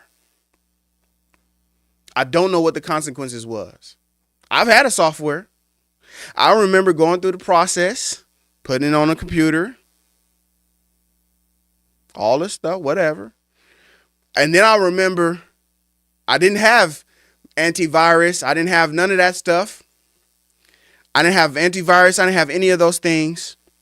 And I just said, all right, cool, I'm going to get the software. Okay, I got it. And then I got some antivirus. And as soon as I installed the antivirus, would you know that as soon as I installed that antivirus, the antivirus was like, oh, boop, boop, boop, boop, boop, boop, boop, boop, boop, boop, boop, boop. And I'm looking like, what is this? It done found some stuff on my computer. And I found a whole bunch of stuff on my computer. And then I noticed one. I noticed one specific file, though. One specific file that it found was a keygen. It's a key generator to generate a serial key for the software. And it recognizes it as a virus because whatever the tech that goes into it, the programming, the coding that goes into it, technically on your computer, it's classified as a virus. Even if you don't know what it's doing on the back end, it's doing something. So I can't go that route because, like I said, now if it wasn't for individuals receiving those emails, like if it wasn't for those producers receiving emails like, oh, we see you using this pirated, give me that snatch, give me, we coming to your door, not, hello, sir, we see you've been using pirated software and you've been profiting from it. What's the legal ramifications? How can you say, oh, you would have a better experience? No, I can't say you would have a better experience than when you're riding dirty. I can't say you have a better experience. Nothing felt better than when I knew I was doing exactly what I was supposed to be doing. Today, nothing feels better than knowing, man, I got a legit copy. It's mine. Paid for, my hard-earned money. Legit copy. The only thing that makes it an issue is if there is not fair business practices and if there is not a fair understanding about terms, conditions, and policies. And now all of a sudden, one thing that I thought was mine is not any longer mine, which is not the case. Or like I can't no longer use it. Yes, I understand why that dude in that email has that problem. Definitely understand why that dude has a problem. Not trying to take that away from him. I'm not even trying to take away this dude right here, his right to feel how he feels, saying that, you know, going the high seas is the route to go. I can't say that either. I won't take that away from him. I won't suggest it to anybody. Because in my mind, like I said, when you invest in something, it unlocks something in your mind that says it's go time. It's go time. It's been 10 years I had this software. I should have had something that I could upgrade from 7. And if it was that important for me to keep 7, then I would have paid for the hard drive, for the duplication, for the whatever I needed to do to make sure I keep 7. Because obviously it's doing something for me. Obviously it's doing something for me if I got to keep 7. Now, with that being said, this is his thoughts. His high seas copy would work. It currently would work. Let me tell you something. It's hard to have information that other people shouldn't have and not share it. I'm just realizing that I've never been in that position of leverage or power before ever. And so now it's hard, right, for me to just not say the thing that's on the tip of my tongue. Like, but bruh, on the real, for real, like, it's not a secret, bruh. 1, 2, 3, 4, 5. It's not a secret, dog. It's not a secret. 6, 7 is not a secret, dog. I think up to 12. It's not a secret, dog. If that's what it takes for you to get the one that you want to get, I guess you have some decisions that you have to make. And that's just it. I couldn't see myself regressing or staying there and not having the things that are here now. I can't see FL Studio users not taking advantage of stem separation in the latest update to keep the so-called better sound engine that's in this old update. I can't see it. I can't see Ableton users that have just come out. They just came out with the latest version of their software. I can't see Ableton users saying, I'm not going to get that because I'm still using this other Ableton version that I've been using. I can't see it. I don't understand it.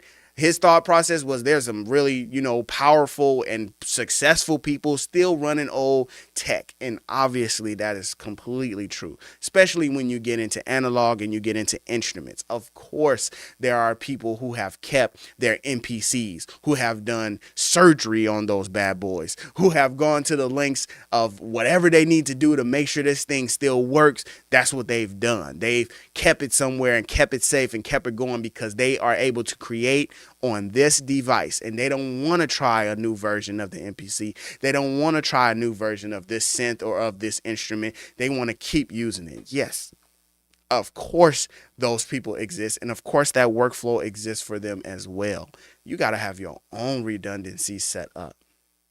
You got to have your own redundancies, set up. I can't imagine that the loyalists of users would run into this same issue with 7 and not being able to authorize it any longer, and really running into this problem. I can't fathom that. I can't, just me personally, that if they had a proper email exchange, that there couldn't be something that could get worked out. That there couldn't be a way you could get some kind of discount or some kind of something, anything. Which then just asks the question, because you don't really know how a business operates. You don't really know the difference between Propellerhead and Reason Studios. Just look at that. You don't really know what the difference or what changed between moving from Propellerhead to Reason Studios. And business practices and policies could be one of those changes. Hey, we done created this software and created a community, and for the large part of it, the community has gotten back more than what we have. It's not a free software. It's a lot that could be said. I think it's points on both sides. I'm trying to see if there's anything else that you could say about it. I think that there could be something where, like, one of those things like about like piracy is like you get the pirated copy. That's a good example. I do video editing. So I use Adobe Premiere, right? I know some people that have pirated Premiere. I've never pirated Premiere, but I had a free version of iMovie, right? iMovie is free when you get Mac. iMovie is completely free. If you want to purchase Final Studio or Final Cut, you can purchase Final Cut, or you could keep iMovie free. iMovie is very limited. It's extremely limited. You can't do nowhere near as much stuff that you could do in Adobe Premiere. When I started my video production company, my video production service, that is one of the expenses that I could have foregone if I pirated it. So I could have pirated Adobe Premiere and then just been using the Adobe Premiere. But the people that I know that are doing that, when Adobe Premiere comes out with the new feature, when they come out with the thing that I've been trying to do that take me an hour to do, that now you can do in 5 seconds. Why? Why?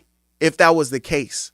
So I said, nah, you know what? What do it cost? It costs this much per month. All right, cool. Put it on the taxes. This is a business. Not them, me. If I'm a business and my business is video editing and video production, I should be able to pay for what it costs for me to have this software. I can't tell you how many times they've been like, oh, okay, cool. I got this client. This client wants their video edited. They want the files or whatever. Okay, what do you use? What do you use? I use Adobe Premiere. Oh, okay, cool. You got the latest version? Because I need you to be able to send the file back and forth with me. I need to be able to collaborate on the latest version. I need to be able to do that back and forth. Do you have the latest version? Yes, I have the latest version. Okay, another client. Okay, what do you use? I use Adobe Premiere. Oh, I need somebody that uses DaVinci to Resolve. Do you use DaVinci? No, I don't use DaVinci. Oh, okay, cool. I can't use you. It's a difference maker between what you are willing to invest in and what you are willing to actually use in order so that you can play in the game. Now, for the sake of my $30 that month, I'm going to lose a client because I want to pirate the software and never pay for it? No. Me personally, no. That's not. And I don't want to be riding dirty. I'm not the type that could ride dirty. I can't ride dirty. In their opinion of me, I'm already dirty. I can't ride dirty. Now,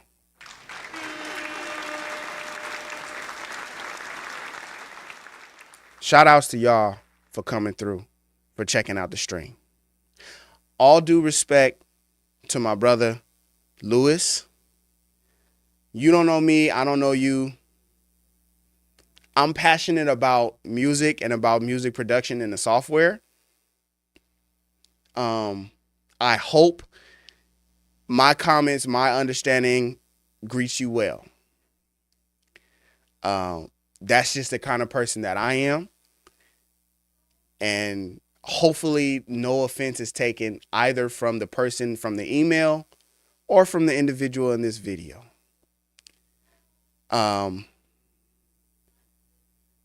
The note that he says, stop intentionally making the experience worse for paying customers. Yes.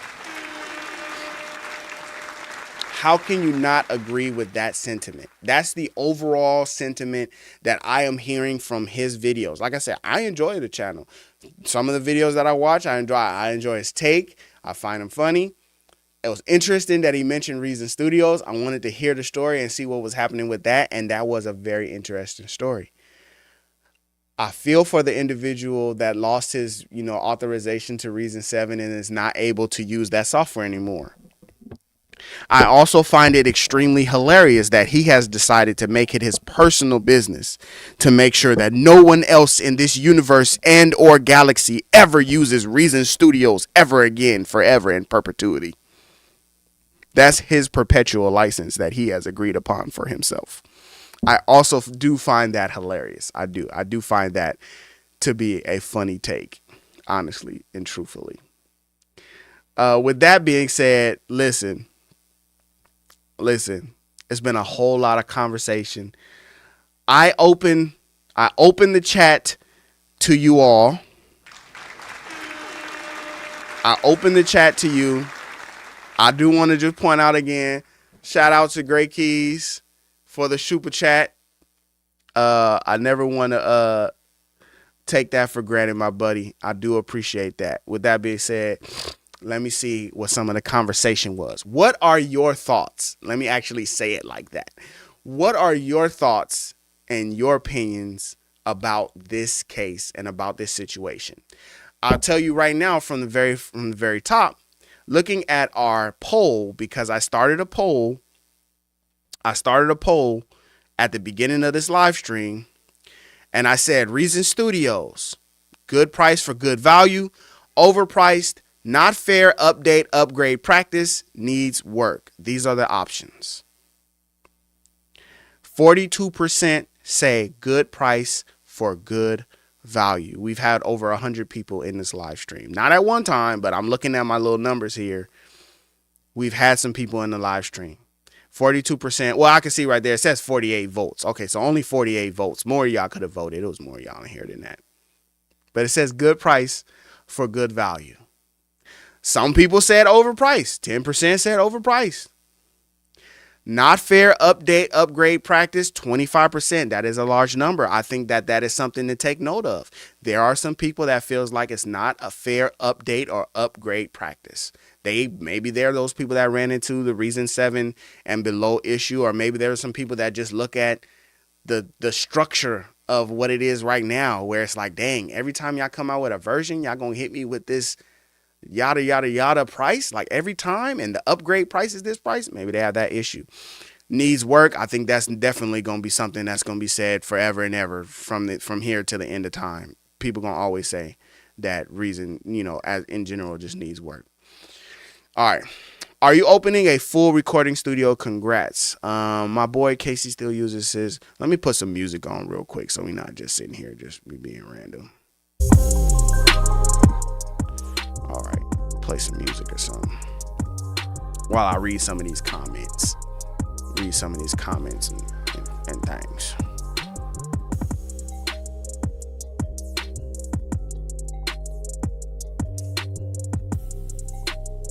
I hated Vista. Oh my goodness.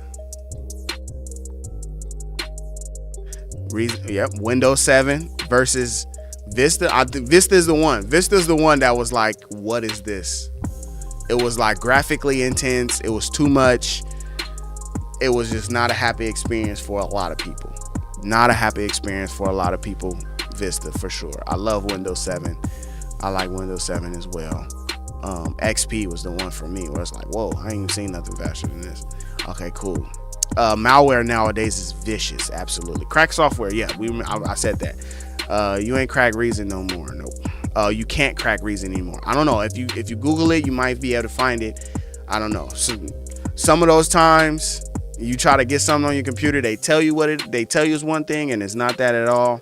I don't suggest it. I really just honestly don't. I'm an old timer and have used all Windows versions. I honestly can say that in my opinion, Windows 11 is the best. It's been cool with me. I haven't had any issues.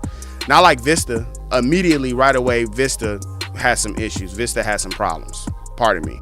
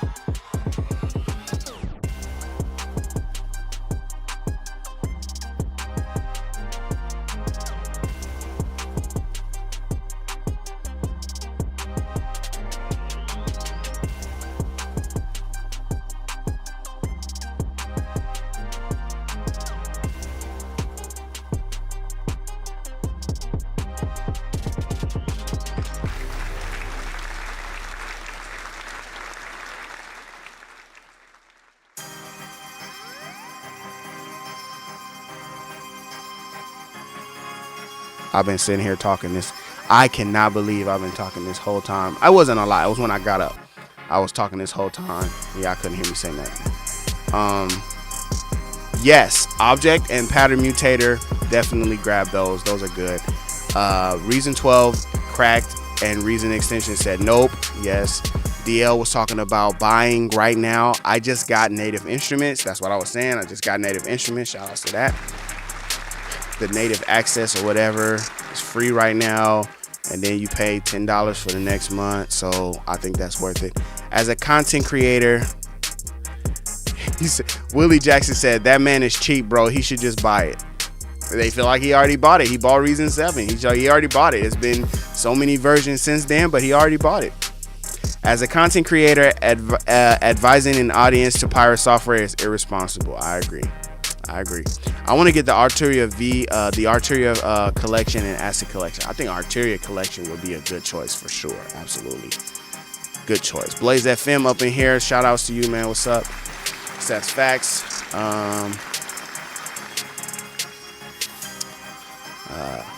No better feeling than feeling legit. I'm telling you, it's no better feeling than being legit. It's not. It's definitely a privilege that we cannot afford. Absolutely. It really is. And even just thinking about it, I don't know if y'all saw me or if y'all noticed, even just thinking about it, I was just thinking about it sitting here. I was looking at it. I was like, man, I wish I would get on a YouTube video and be like, yeah, y'all go steal some stuff, pirate, do this. Man, I could just imagine the people at my door sending me emails. YouTube probably take down my whole video. They might take down my video right here just for talking about the stuff I'm talking about. Like, I can't believe you was talking about him with his 2 million subscribers. Like, they might have a problem with that. Who knows? You know what I'm saying? It's nothing like that. Endorsing criminal activity is wild. How are sample libraries made? Are there any videos on that? Not 100% sure. I know that, if you were to sample like an NNXT is like the sampler that I would use in Reason. You could go around your house and record a bunch of samples, and then you could create a library of patches through NNXT. You could do that yourself just by recording it, putting it together. You can map out the keys and everything like that. That's an easy process.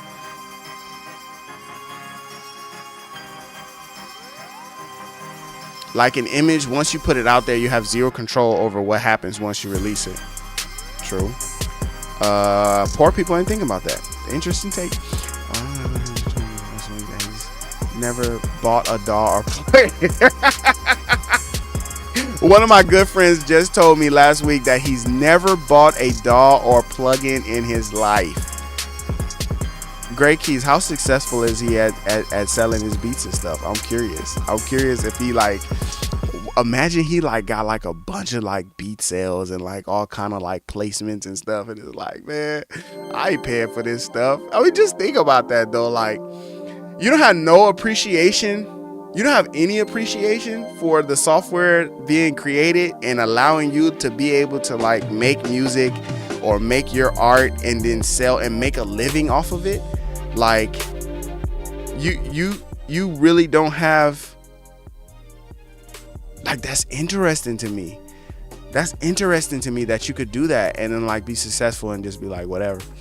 Is it me or is he frozen? It probably was me. Again, the software is not pirated. It's the license which he owns. He does own his license.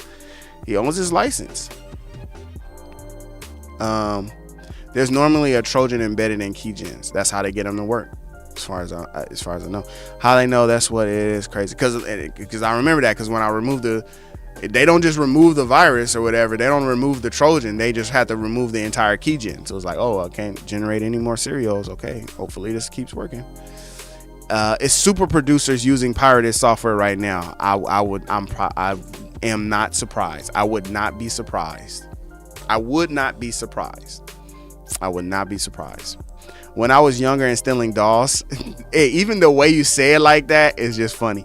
When I was younger and stealing DAWs, I was living La Vida Loca. Now that I'm grown, I'm so scared of a virus, McAfee, and the whole nine, and purchases all DAWs. I agree. I get you, man. I know exactly what you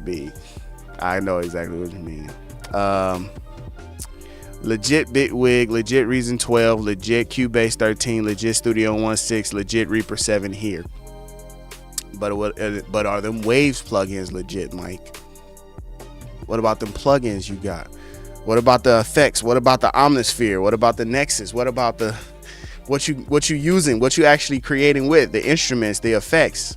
What about them? You don't want to talk about them, huh? But why? You can't predict when someone changes the terms. You can't predict if somebody changes the terms.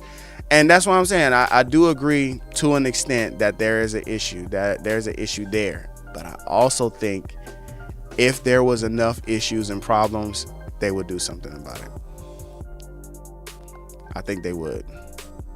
I was finna get Ableton 12, but I haven't even learned Reason yet. It really just depends on what kind of music you're making and how you need to be able to make your music.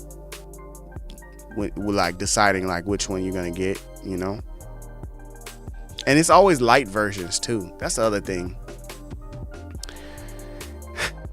Get the demo version. Get the light version. Try it out. Use it. See if you really like it. FL is worth it. Updates for life. What does that really mean? Buy it when 18 and still get updates when you're 98. That's crazy. Updates, not upgrades, I don't think though. FL Studio upgrades for life? Is it upgrades for life or updates for life? Let me see real quick. Is it upgrades or updates? Upgrades for life would be crazy. They would make no money. Updates for life would be great. Buy the latest FL Studio edition you want, then all future updates are free. Nothing to pay ever again. It's typical in music software industry to be charged between $150 to $250 for an update. FL Studio will always give you the latest version free. Why? Because we believe you should get the program you pay for, bug fixed and updated for as long as we develop FL Studio. Lifetime free updates, 25 years and growing strong. Is everything added in future for FL Studio free? Not everything. Sometimes we develop new software synthesizer or effects and offer them as optional add-on purchases. You will notice from the feature comparison, different versions of FL Studio have different core features and plug-in bundles. You will get your edition of FL Studio and the plugins included at the time of purchase, updated free for the life of the products. We may add new core features free to your FL Studio version and plugins for free too. Example. So there's always plenty of new stuff to enjoy. You can also download and use previous versions of Studio, FL Studio free. See here. Look, you got to give credit when credit is due. You got to give credit when credit is due. Wow. You got to give the credit when the credit is due, man. You got to get that credit. That's good stuff. I agree, B-Hoss. It seems worth it. I haven't checked, but we have access going all the way back to Reason 4 on the website. Can't pirate FL. It's not possible for Fruity Loops. I remember on the Reason YouTube, there was a producer that confessed he used crack Reason starting out, but then he bought Reason, but they featured him. I thought that was cool. FL21 has been pirated successfully. I know someone who uses that evaluation copy. Interesting. Here's a different analogy. Let's just say you own a Chevy you've owned for years. Then out of nowhere, Chevy goes around and changes the locks to all Chevy cars to help them and not you. Or like the key, like they changed the key. I guess it would be something like that. Like if they changed the key, like if they said, oh, your old key clicker doesn't work anymore. You have to come in and get a new key clicker to work because, yeah, everybody keeps. Whoa, hold on now. I like this analogy. Okay, so stay with your analogy. Well, it's not your analogy. I kind of took your analogy and changed it. But if all their cars kept getting stolen and they said, hey, we need to upgrade the cars, so we're going to deactivate all of the key remotes for the cars, and if you have an old key remote, it won't work anymore and you have to come in and get a new key remote. It would be some people who would complain. No, I want to keep my key remote. Okay, cool. Keep your key remote, but if somebody steals your car, it's not on us. I like that analogy. And I think that would be the conversation. It's a company's job to ensure that the product is pirate proof. It's not up to society to do that. Companies care about companies. They don't care about you personally. That's just facts. Absolutely. Did I make it to the bottom of the list? Did I make it here?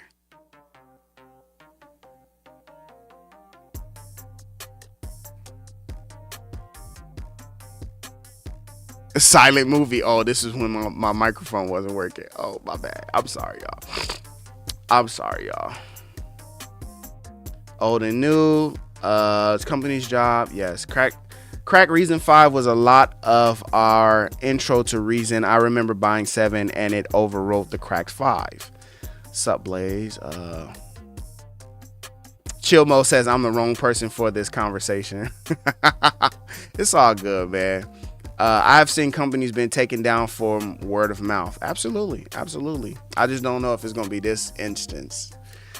It would be interesting to see. It would be an interesting conversation to see if this is like the fall. This is the fall of Reason Studios because of this change. That would be interesting to see.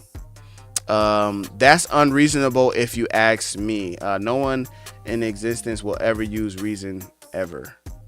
Yeah, that's what he said. If it's up to that dude, he's going to put it out never to use this company ever again. That is interesting. Well, can I get an update on my Windows 1.0? Oh my goodness. 42% pirated. That's crazy. Um, Pirate proof your products. No one is sad that I left my dog in a yard with an open gate. People gonna say I should have did a better job closing my fence. Absolutely. Especially if that dog get out and bite somebody. Especially if that dog get out and bite somebody. Raging Oracle, you gonna have some issues on your hand. Okay, muted Chris. Can't hear you. Sound dead. Audio. Scroll down, Chris. He can't even see us saying his mic is off. Ha ha ha. Music I can hear. He's too far off up the chat. He can't see the chat. Law, you're muted.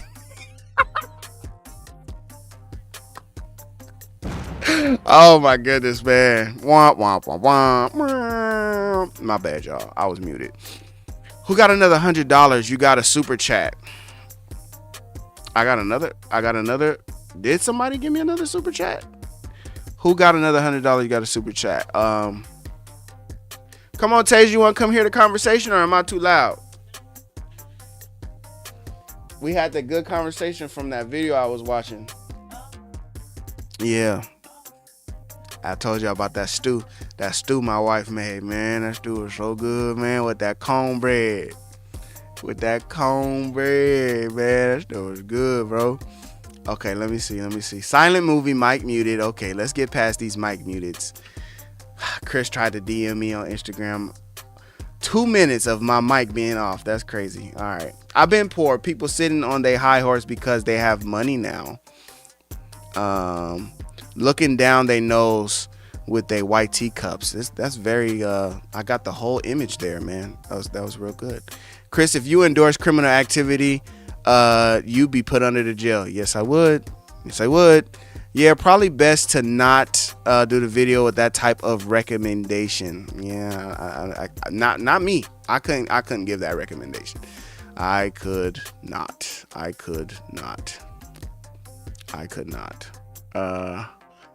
Dude has 4. Okay, so this from earlier. He has 4 major placements, all with pirated. So let me see. I don't want to put your name, but somebody said, well, you said it. Well, anyway. All right, cool. That's crazy. 4 placements with cracked pirated software is wild.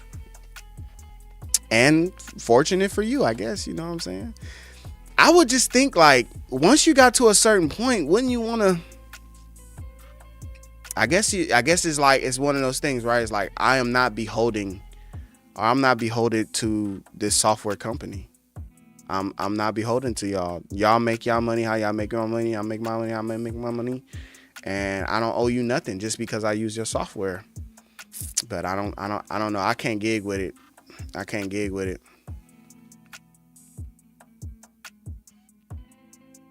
ain't paying for squat. Exactly. I would think that would be the case. I would think it would be the case where it would be like, okay, which is why I heard, who was it that was talking about it?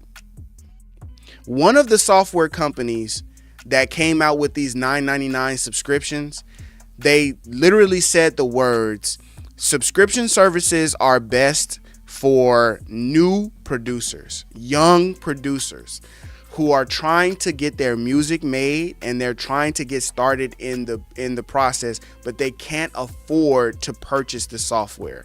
And they also don't want to pirate the software. So they are really advantageous to do these $9.99 subscription services, these $19.99 sometimes subscription services, where they can get access to the software. And then now, because they have access to the software, they can build up your BeatStars page. You could build up this stuff, and then after maybe you sell a couple beats, right? Maybe you sell a couple beats and you do what you got to do in order so that you can purchase the full thing, or in order so that you can get your own license, or just keep using the $9.99 subscription service. Like, you know, for whatever we're trying to say about a perpetual license, if this subscription service gets you exactly what you need to get in order for you to make your music, then just use it. And now that you're making money with your music production, now you have something to keep it going. You made the investment, and now you can keep your investment going because you've done something with that investment. But 4 major placements with cracked software is crazy. Nexus might be the most pirated plugin ever. Exactly.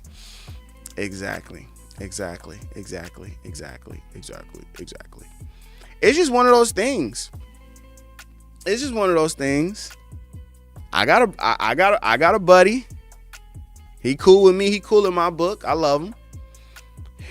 He said, hey, I could get you all that stuff. You be talking about native instruments. You be talking about this. I'll get you all of that. I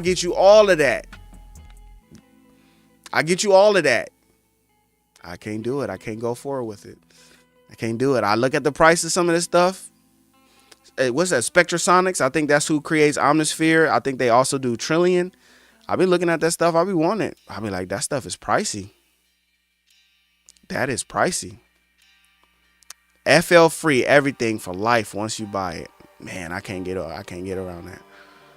I can't get around that. It just that by itself almost just makes it worth purchasing, even if you never like use it. They might come out with FL30. FL30 might be like Chat GPT music production. Just type it in and then it'll just make the beat for you, and then now all of a sudden you can make 50 beats, put them on BeatStars, put them on Airbit, and you got your little business because you got FL30, and all you had to do was buy FL20 and you got the upgrades for life. That might be worth just buying it today, just to have the license sitting on your computer or sitting somewhere. That might be worth it, just that alone, knowing that you could get FL30 sometime later in the future. That's kind of crazy. I bought FL over a decade ago, got the new version for free last month. There it is right there.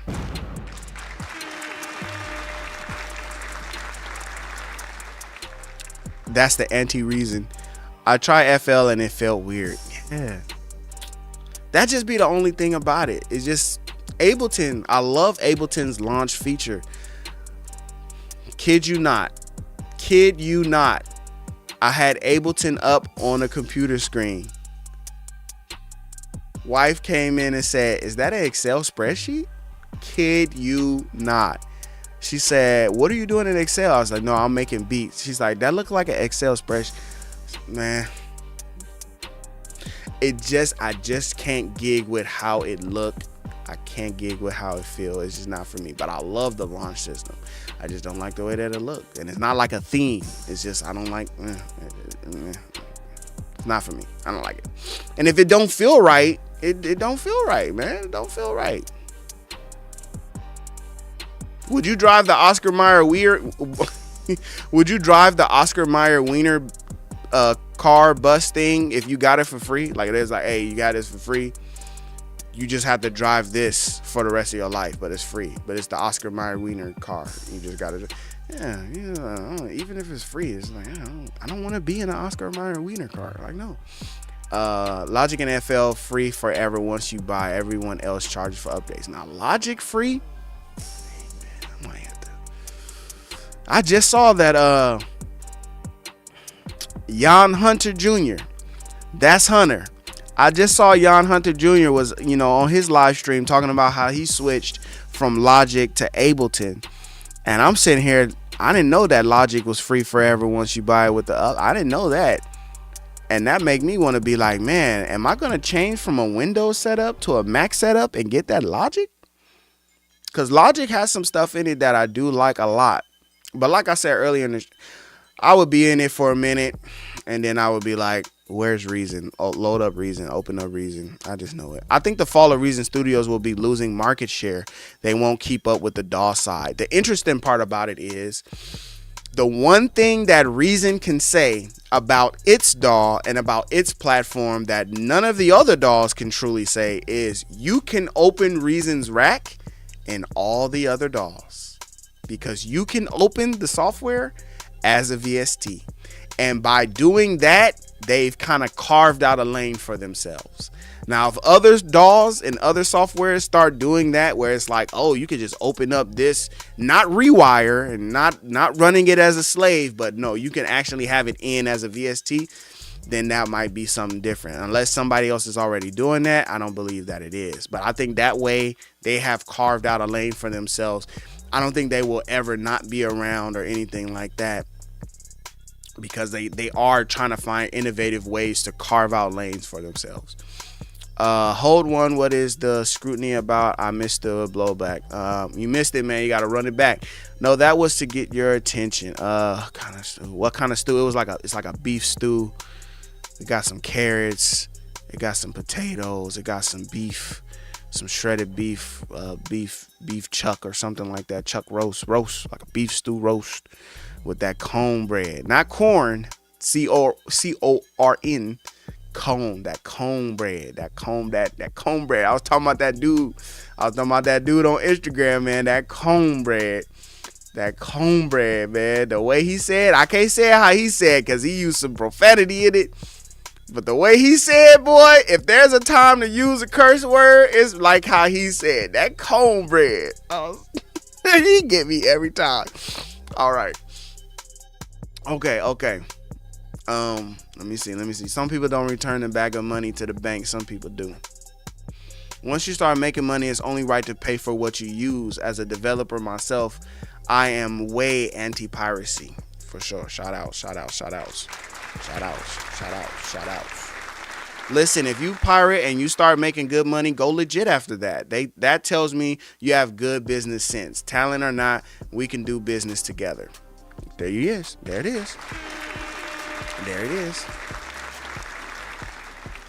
A vast majority of producers are poor. Who they selling to?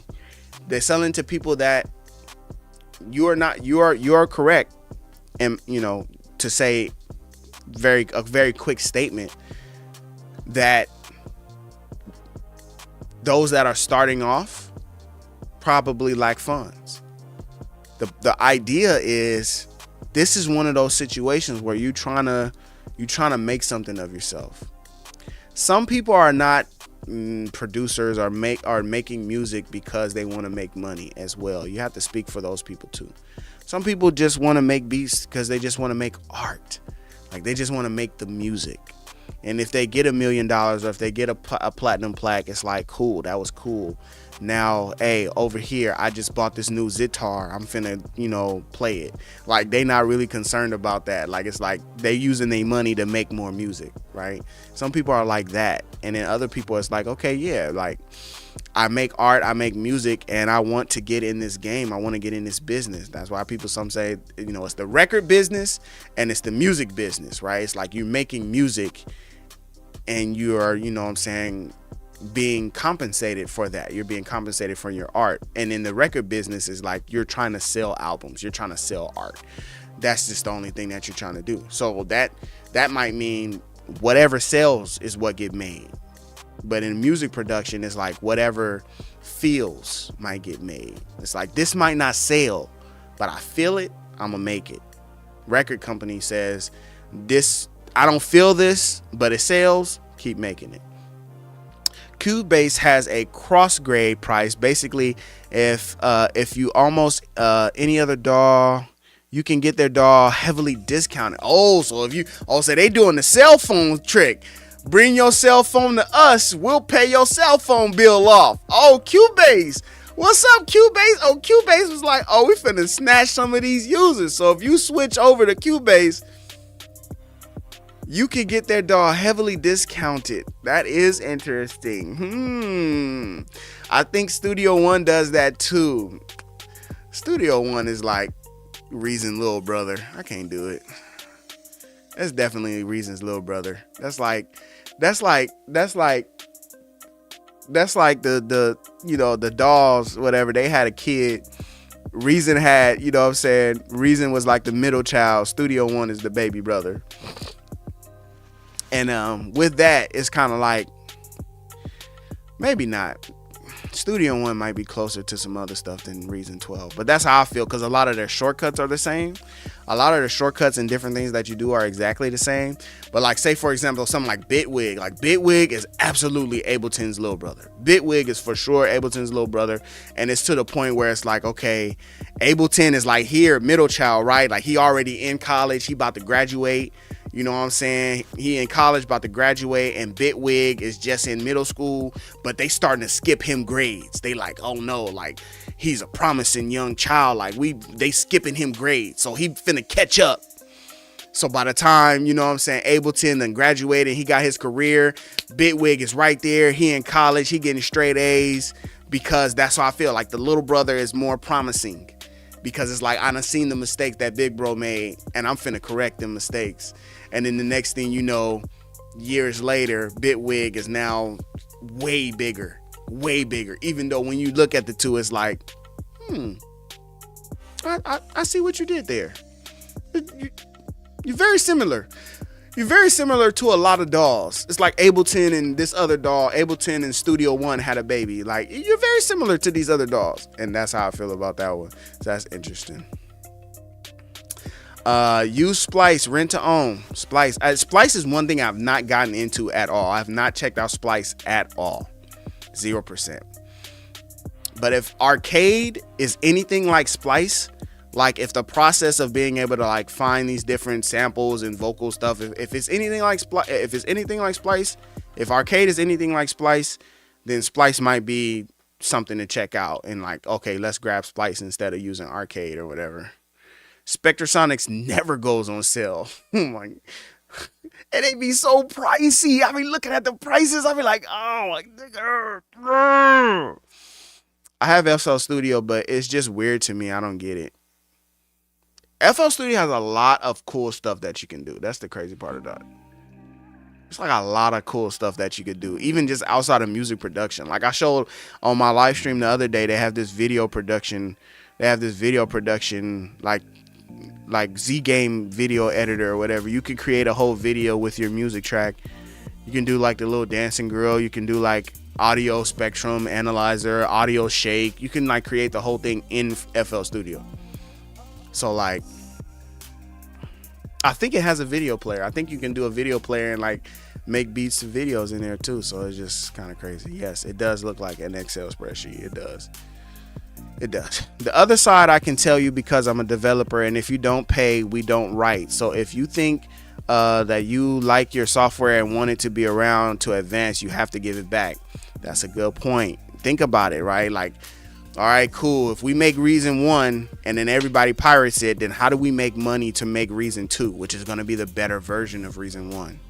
Okay, cool. We made Reason 2 because enough people purchased it. Some people still pirated it, but some people purchased it, so we was able to make Reason 2. But just imagine how much better we could have made Reason 2 if instead of 25% of y'all pirating it and 75% of y'all buying it, imagine if everybody bought it. So now when Reason 3 or when the update or whatever happens, we can actually put more into it. I understand that. I get that. You know what I'm saying? I get that.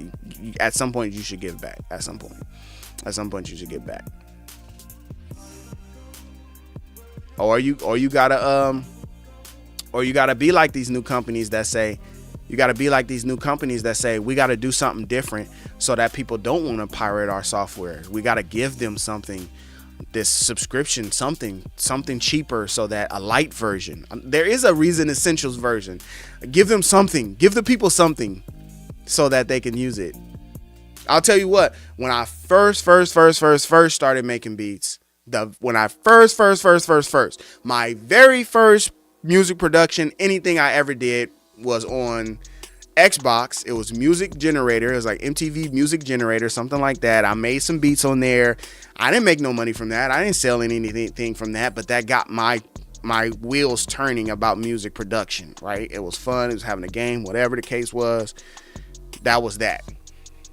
The next time was when I got a demo version of FL Studio. When I got the demo version of FL Studio, I used that to create beats. But because it was the demo version, not a cracked version, but a demo version, I wasn't able to save and open the project. So I would make a beat, export it, and then that's just what it was. I couldn't go back and open it. I couldn't change nothing. I couldn't mix nothing. I couldn't do none of that. And I didn't know about stem separation either, where it was like, oh, just bounce all of the stems, and in that way later on you can mix it in another DAW. You could give it to the person. But I didn't know anything about that. I took my first beat CD that I ever made, had 20 beats on it that I made from Fruity Loops demo version. Took that first beat CD and sold that beat CD to some rappers. They bought it for how much ever they bought it from. One rapper came back and was like, hey, like, I like this track, and I like these beats, I like this track specifically, I want to do something with, can we mix it? I can't do nothing with it, it's as is, you just have to take it out how it is. That was me, first time I ever did anything, super young, had no business selling them beats. But again, they're on a demo version. It's the first time I ever made beats. I can't do any editing or mixing to it. So whatever little $20, $30 I made from making that BCD, we just chalk it up to the game. Could any of those beats, gone to, FL Studio, freaking one of the biggest songs ever to be created in terms of dollar amount generated from it, or in terms of buzz generated from it, or in terms of career generated from it, was Soulja Boy Crank That. That was made in FL Studio, which is hilarious. Fast forwarding today, when you have people like Simon Servita literally doing a speed run challenge of how fast you can make Soulja Boy's Crank That, I think that is hilarious. But the point being is, you start somewhere. I started on a demo version where I couldn't open those tracks and I couldn't do anything with those tracks, but I was able to generate money from a demo version. Not a crack version, but a demo version. So you got to start somewhere. The Glizzy Mobile is hilarious. But would you take it? Would you take the Glizzy Mobile for free? If they was like, okay, boom, Oscar Mayer Wiener car, you just have that, but it's completely free. No, right? Like, it still matters to you, what it looked like and how you drive around it and all that type of stuff.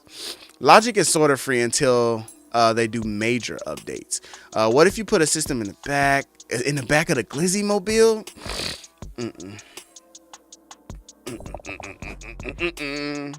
I like Studio One. Apple's way to keep you in their ecosystem. I get it. I ran development programs. Let me release a hackable product. See what happens. It's unacceptable to release software that can be hacked when you can prevent it. Absolutely. Too many access rights and privileges you can get during an install. Dude, beef stew with cornbread is so good. I'm gonna give me another bowl before the night is over.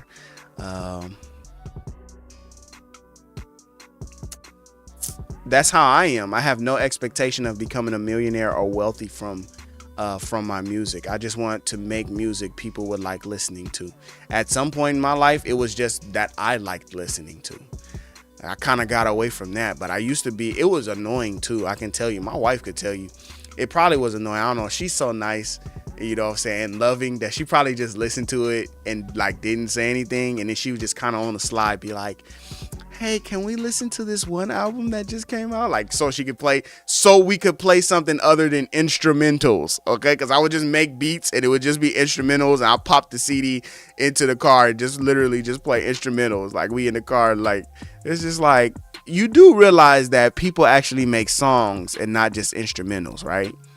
But now people make whole beat tapes. Now, that was the crazy part about it. Now you got chill music or whatever. Like, you could do you 24/7 live stream.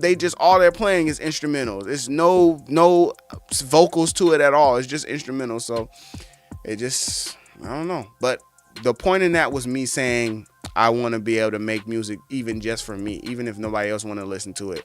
I want to be able to pop a CD in or download some stuff to my phone and just have it just for me. Music business, record business, I have never considered separating the two like that. I'm keeping that. That will help me with my producer anxiety. I didn't come up with that. That was Curtis King. I think that was Curtis King. Curtis King was talking about it. He was talking about his last recent video where he was talking about him and DJ Payne One when they was having that whole debate. I want to say that was Curtis King. He had made this he was having this conversation about people who have an issue with him and his whole Spotify, taking his music down. People that have an issue with him have an issue because they're basically saying it's not a good business move. So he said they were saying, like, you're making music, you should have the best business acumen. You could have mediocre music but have the best business acumen. So he flipped it and said, how come we can't have the best music and just have some mediocre business acumen? As long as my business acumen is just what it needs to be to get by, but my music is the best, then people will come to me because they want the best music.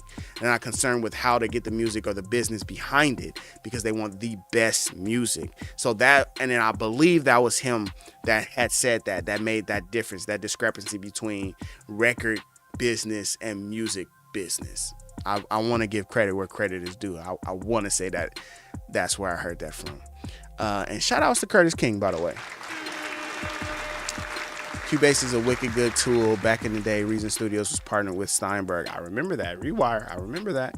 I remember. Actually, when Steinberg and Cubase working together as VST. Okay. Hey, y'all. Hi, Nico. But seriously, I will never stop using Reason unless it goes away. Yes, Z Game Editor is the one coming to the end of. Wait. Studio One may be like the little brother Pro Tools, and I don't Pro Tools. Wait, what? I'm not sure what B Haas is saying about Studio One being the little brother, but if you heard what I was saying earlier, then you get it. You understand. FL a dope program, couldn't get with the sequencer. Same. I made a beat on PlayStation game called Club World.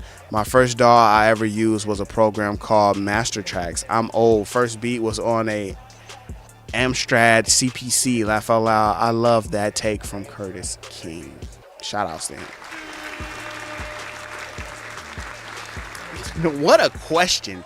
Who are the 10 best Reason users on YouTube? Who are the 10 best Reason users on YouTube? Blaze FM. I don't even know if he's on YouTube, but I've seen him on Facebook and I've seen him in the YouTube user groups. It's interesting because I got a take too. Nah, I'm not gonna do that. Blaze FM, Jelly, and come on, say his name. Somebody say his name here. I'm catching a blink. I'm catching a blink. Say his name. Say his name. What's his name? Oh my God. I'm so mad. I am so mad at myself. I'm blanking right now. Why am I blanking?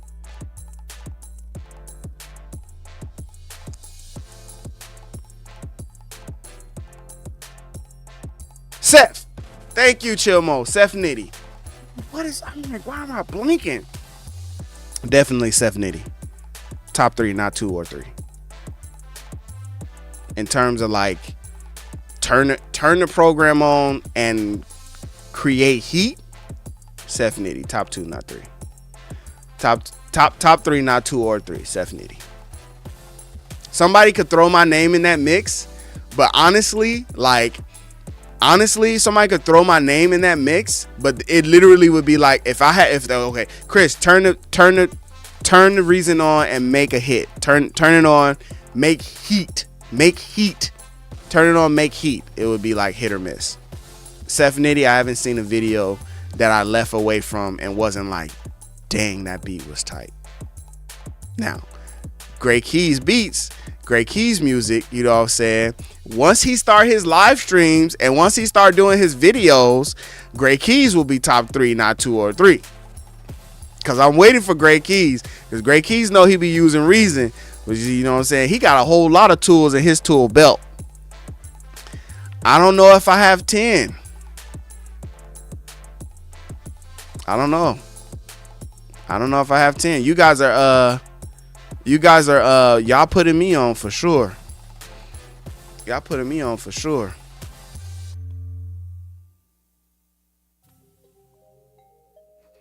My psychic abilities are passive. Seth Nitty should be the Reason ambassador. Well, I think they have multiple ambassadors. We should be an ambassador. Jelly, CRB's DJ Battlecat. Battlecat use Reason? I didn't know that. Illmind, Jelly Roll. Illmind use Reason? Now, are they on YouTube using Reason though? I think that's the only different. I think that's the only thing is whether or not Big Vic. I've seen Big Vic videos before. Definitely Big Vic is tight. Shout outs to him. I like the beard. Um,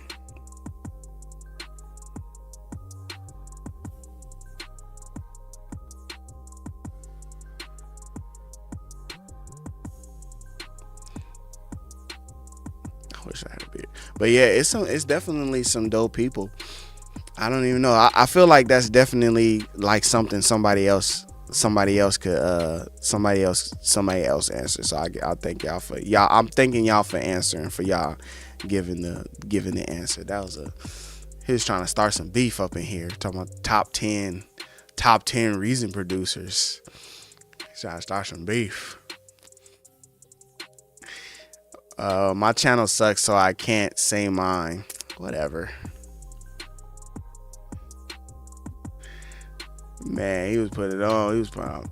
Who are the best 10 best Reason users on YouTube? I even changed the way the question was worded anyway, though.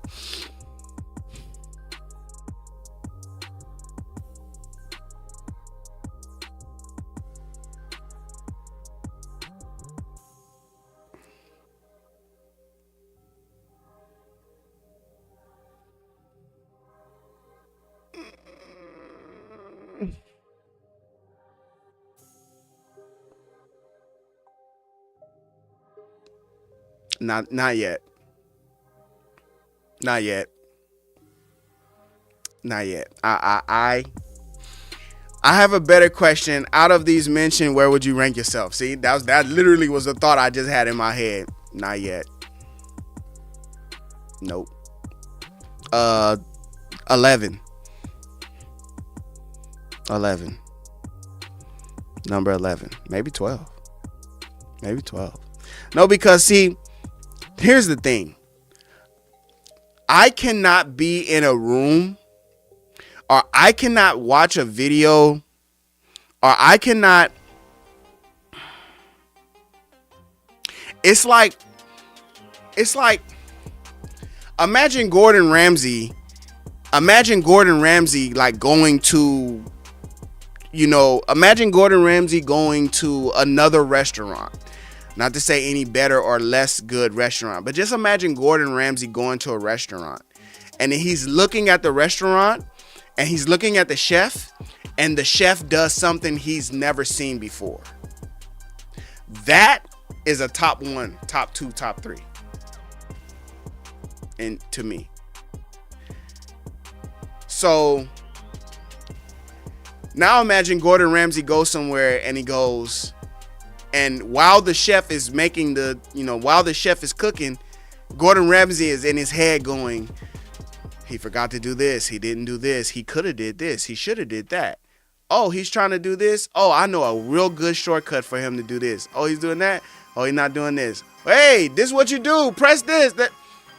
It's just like a different feeling. It's a different feeling. So that's why but not yet. I can't put myself there because it's not yet. I'll be right back.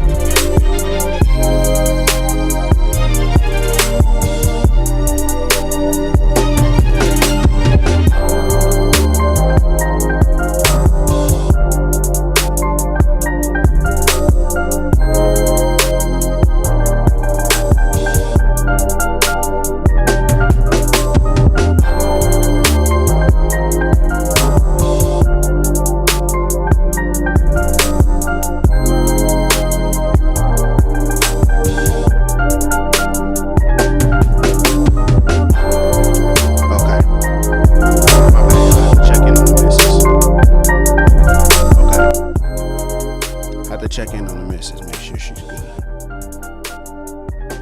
Let's see something real quick. Oh man, he's trying to get me in trouble with that question.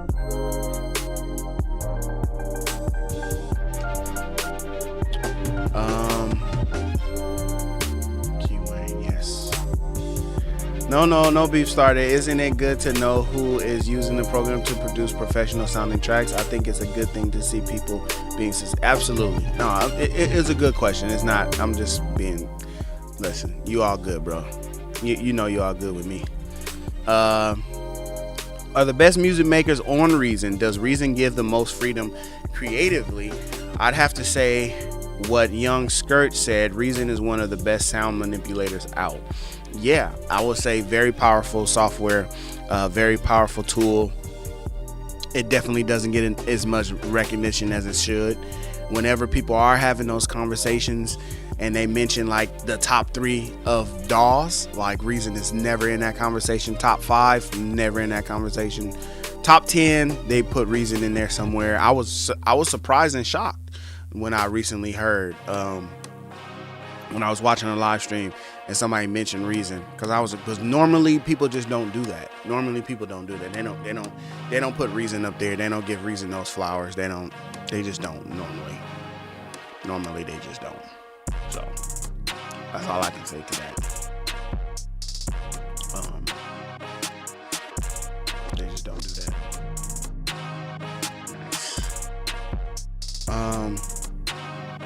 And the best music makers are the best music makers on Reason. The best music makers are probably using multiple DAWs. The best music makers are probably using whatever they can get their hands on. The best music makers probably move from DAW to DAW, like just however they feel that day. And then I heard, I think Timbaland said Logic is for vocals and Ableton is for beats. Ableton has a sound and a pop. It's a pop to the sound engine that other DAWs don't have. And I just mentioned him because I was a best music maker. He definitely birthed me. Definitely was one of the first people I was looking at like, dang, man, I want to do that.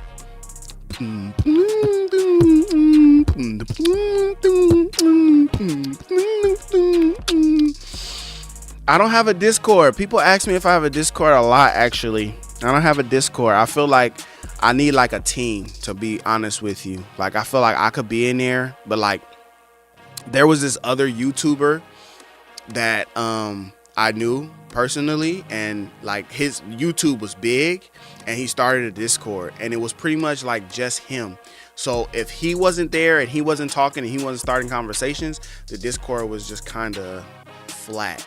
So I really would feel like you need like a team of people that's willing to go in and mod and, you know, start conversations and, you know, drop stuff, and, you know, you just need some more people. But that's just my own personal feeling about it. If I started one and then it was lackluster, I wouldn't like that either. Believe it or not, you are doing something that none of these are doing, R&B almost exclusively. Yeah, as of late, I've been doing some R&B exclusively.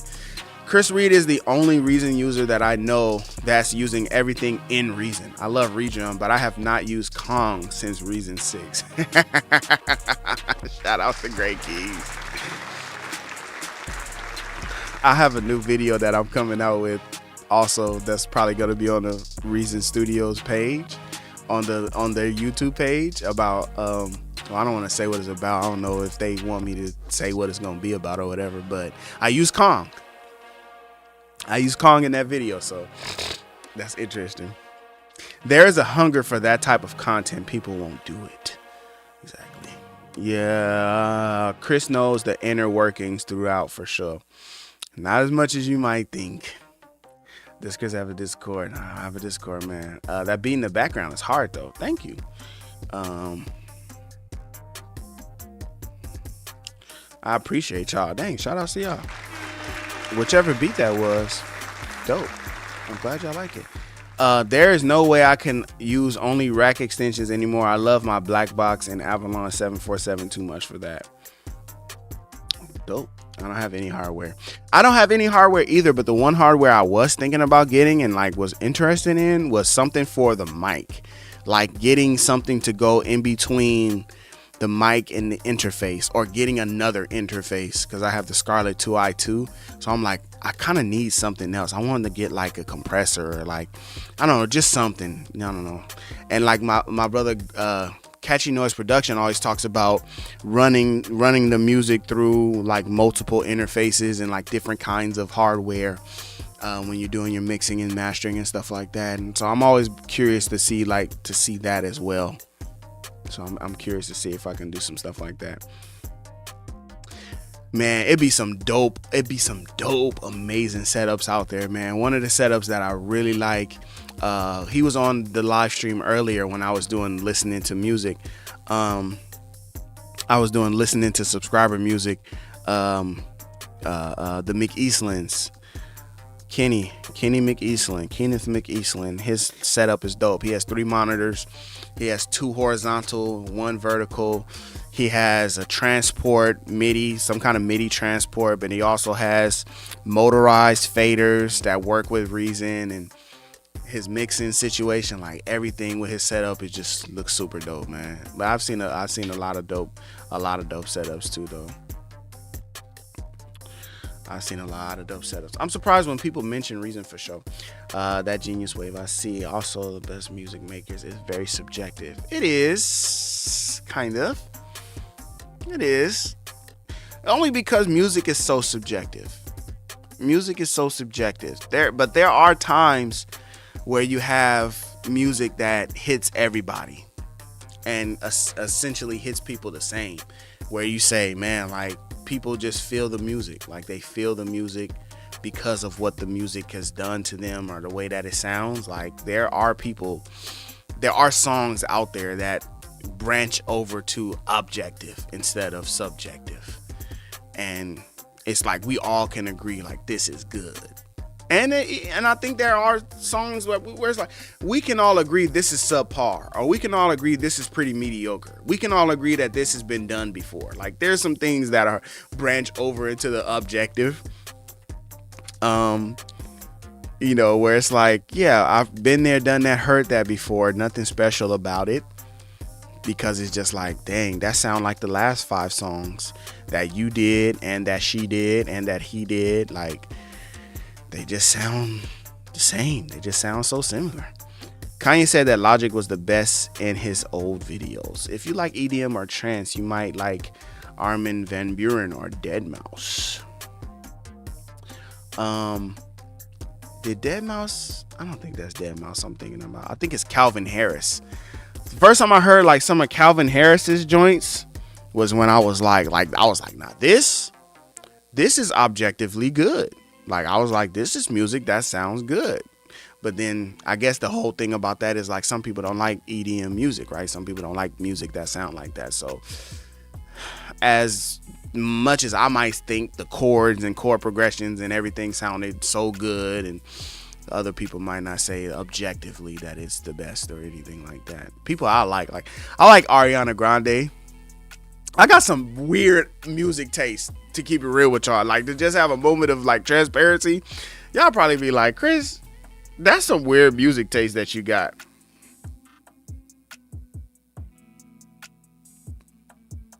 Hold on, working on business. There's some weird audio taste. Like, I like Ariana Grande.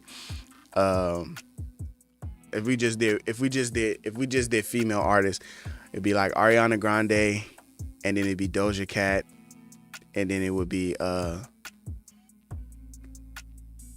Kehlani,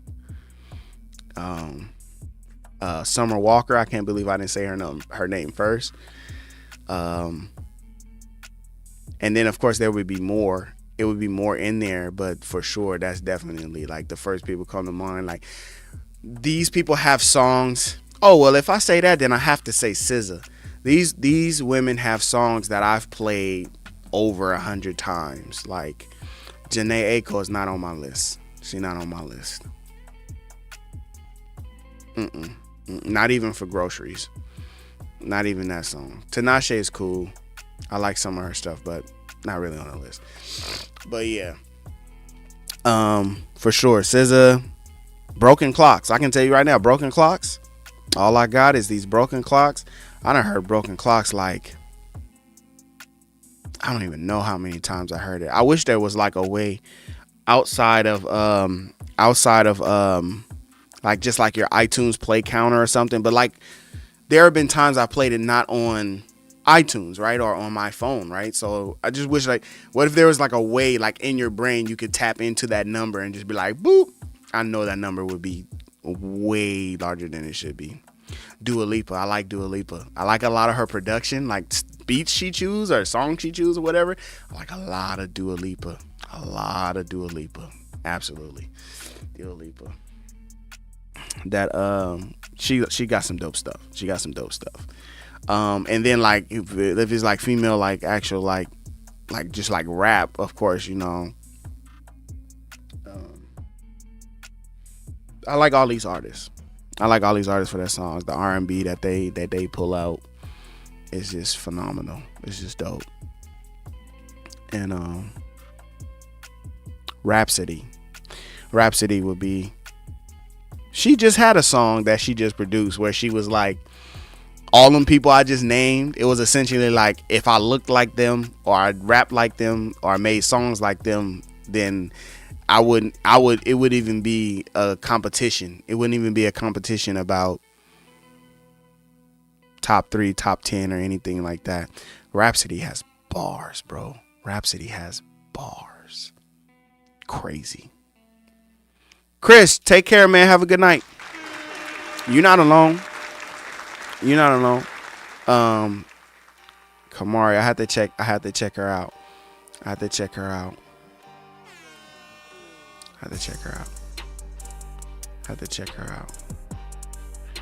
Jasmine Sullivan, because she is such a virtuoso, she can definitely sing without a doubt. Without a doubt. Oh, Kamari is a guy. Okay, for sure. We was naming all these female artists. I didn't even know, but I'll check him out. I'll have to check him out as well. Dixon is a name that just keeps coming up on the guy side. For just having some really dope stuff, man. And yeah. But yeah, like there's some Ariana Grande songs that number is like too high. I should not have listened to that song that many times. I'm finna listen to it when I get off this live stream. I'm finna go listen to some of that Ariana right there. As soon as I get off this live stream, man, somebody go take this clip and be like, man, this dude weirdo. He's a weirdo.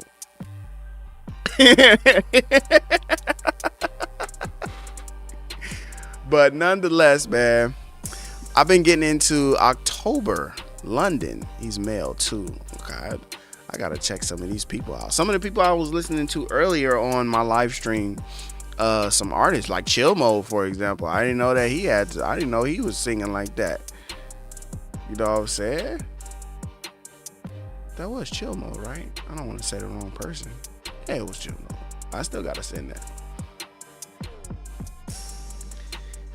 It's not even to key anymore. What does that mean?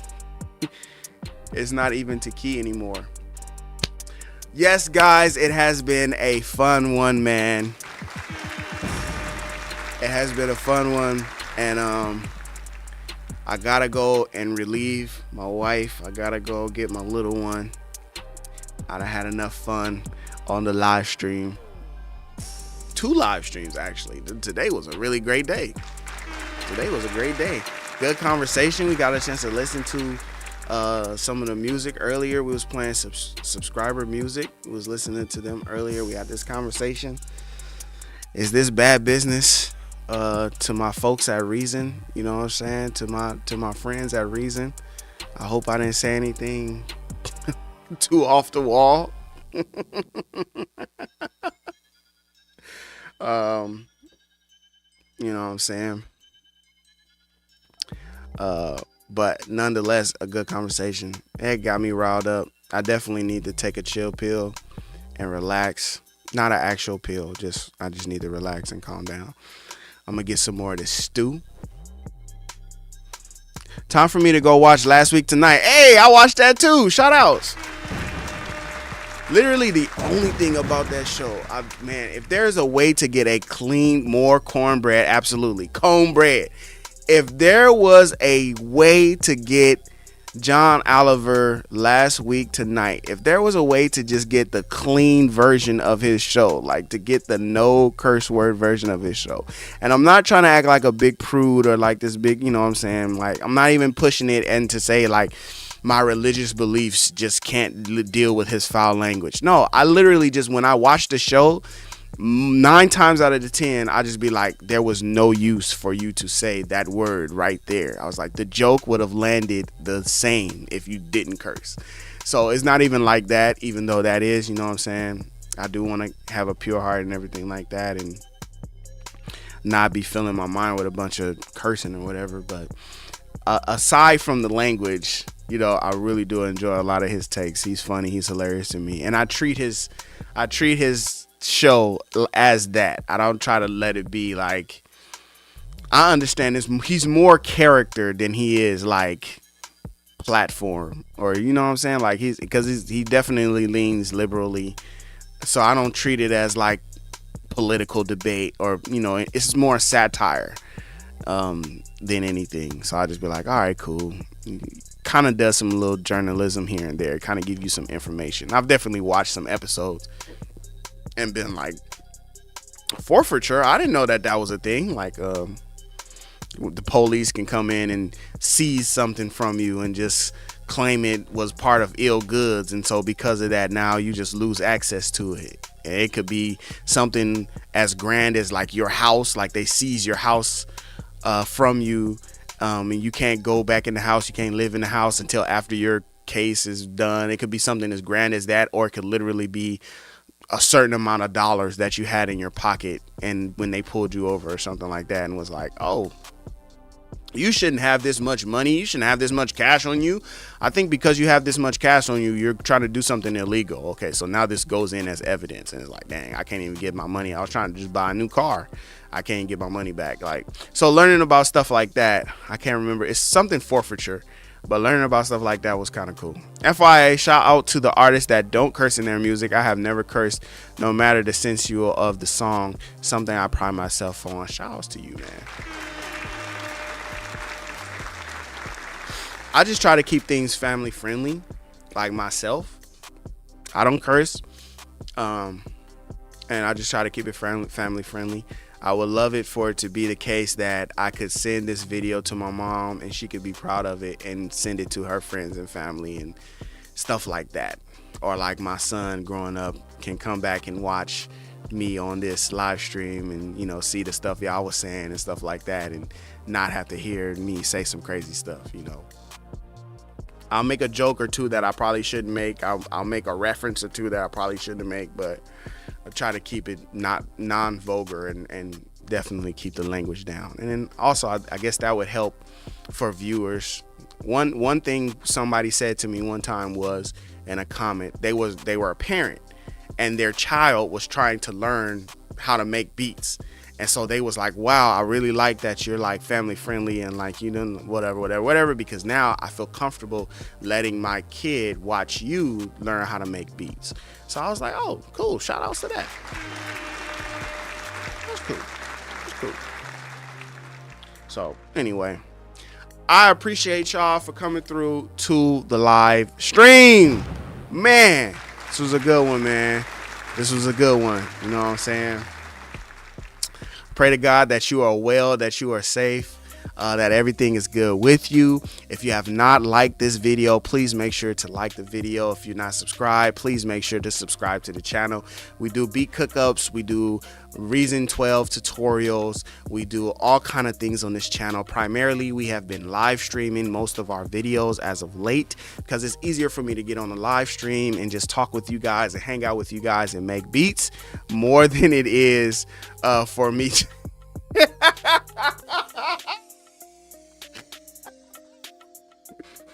Hey, I know I'm doing something right if I get one of those. Thank you, sir. I appreciate that.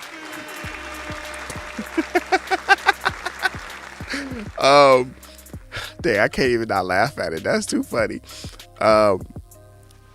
Hopefully you guys have enjoyed the live streams and you've been enjoying everything, man. And y'all been like hanging out with me. I appreciate y'all.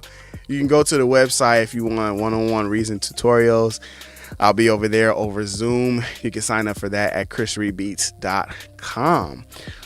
With that being said, shout outs to everybody that came through. It's definitely a whole lot of people in the chat, but I appreciate each and every one of you for everything that you've said and how you have communicated with me on this evening, man. And you know what I'm saying, had some fun with me. So thank y'all very much. Don't keep going because then I'm gonna want to keep reading it. I want to see the next thing. It's getting so funny. Shout outs to Great Keys for dropping the super chat as well, man. I appreciate y'all, man. With that being said, I hope you guys have a great evening and a good night. Until next time, peace.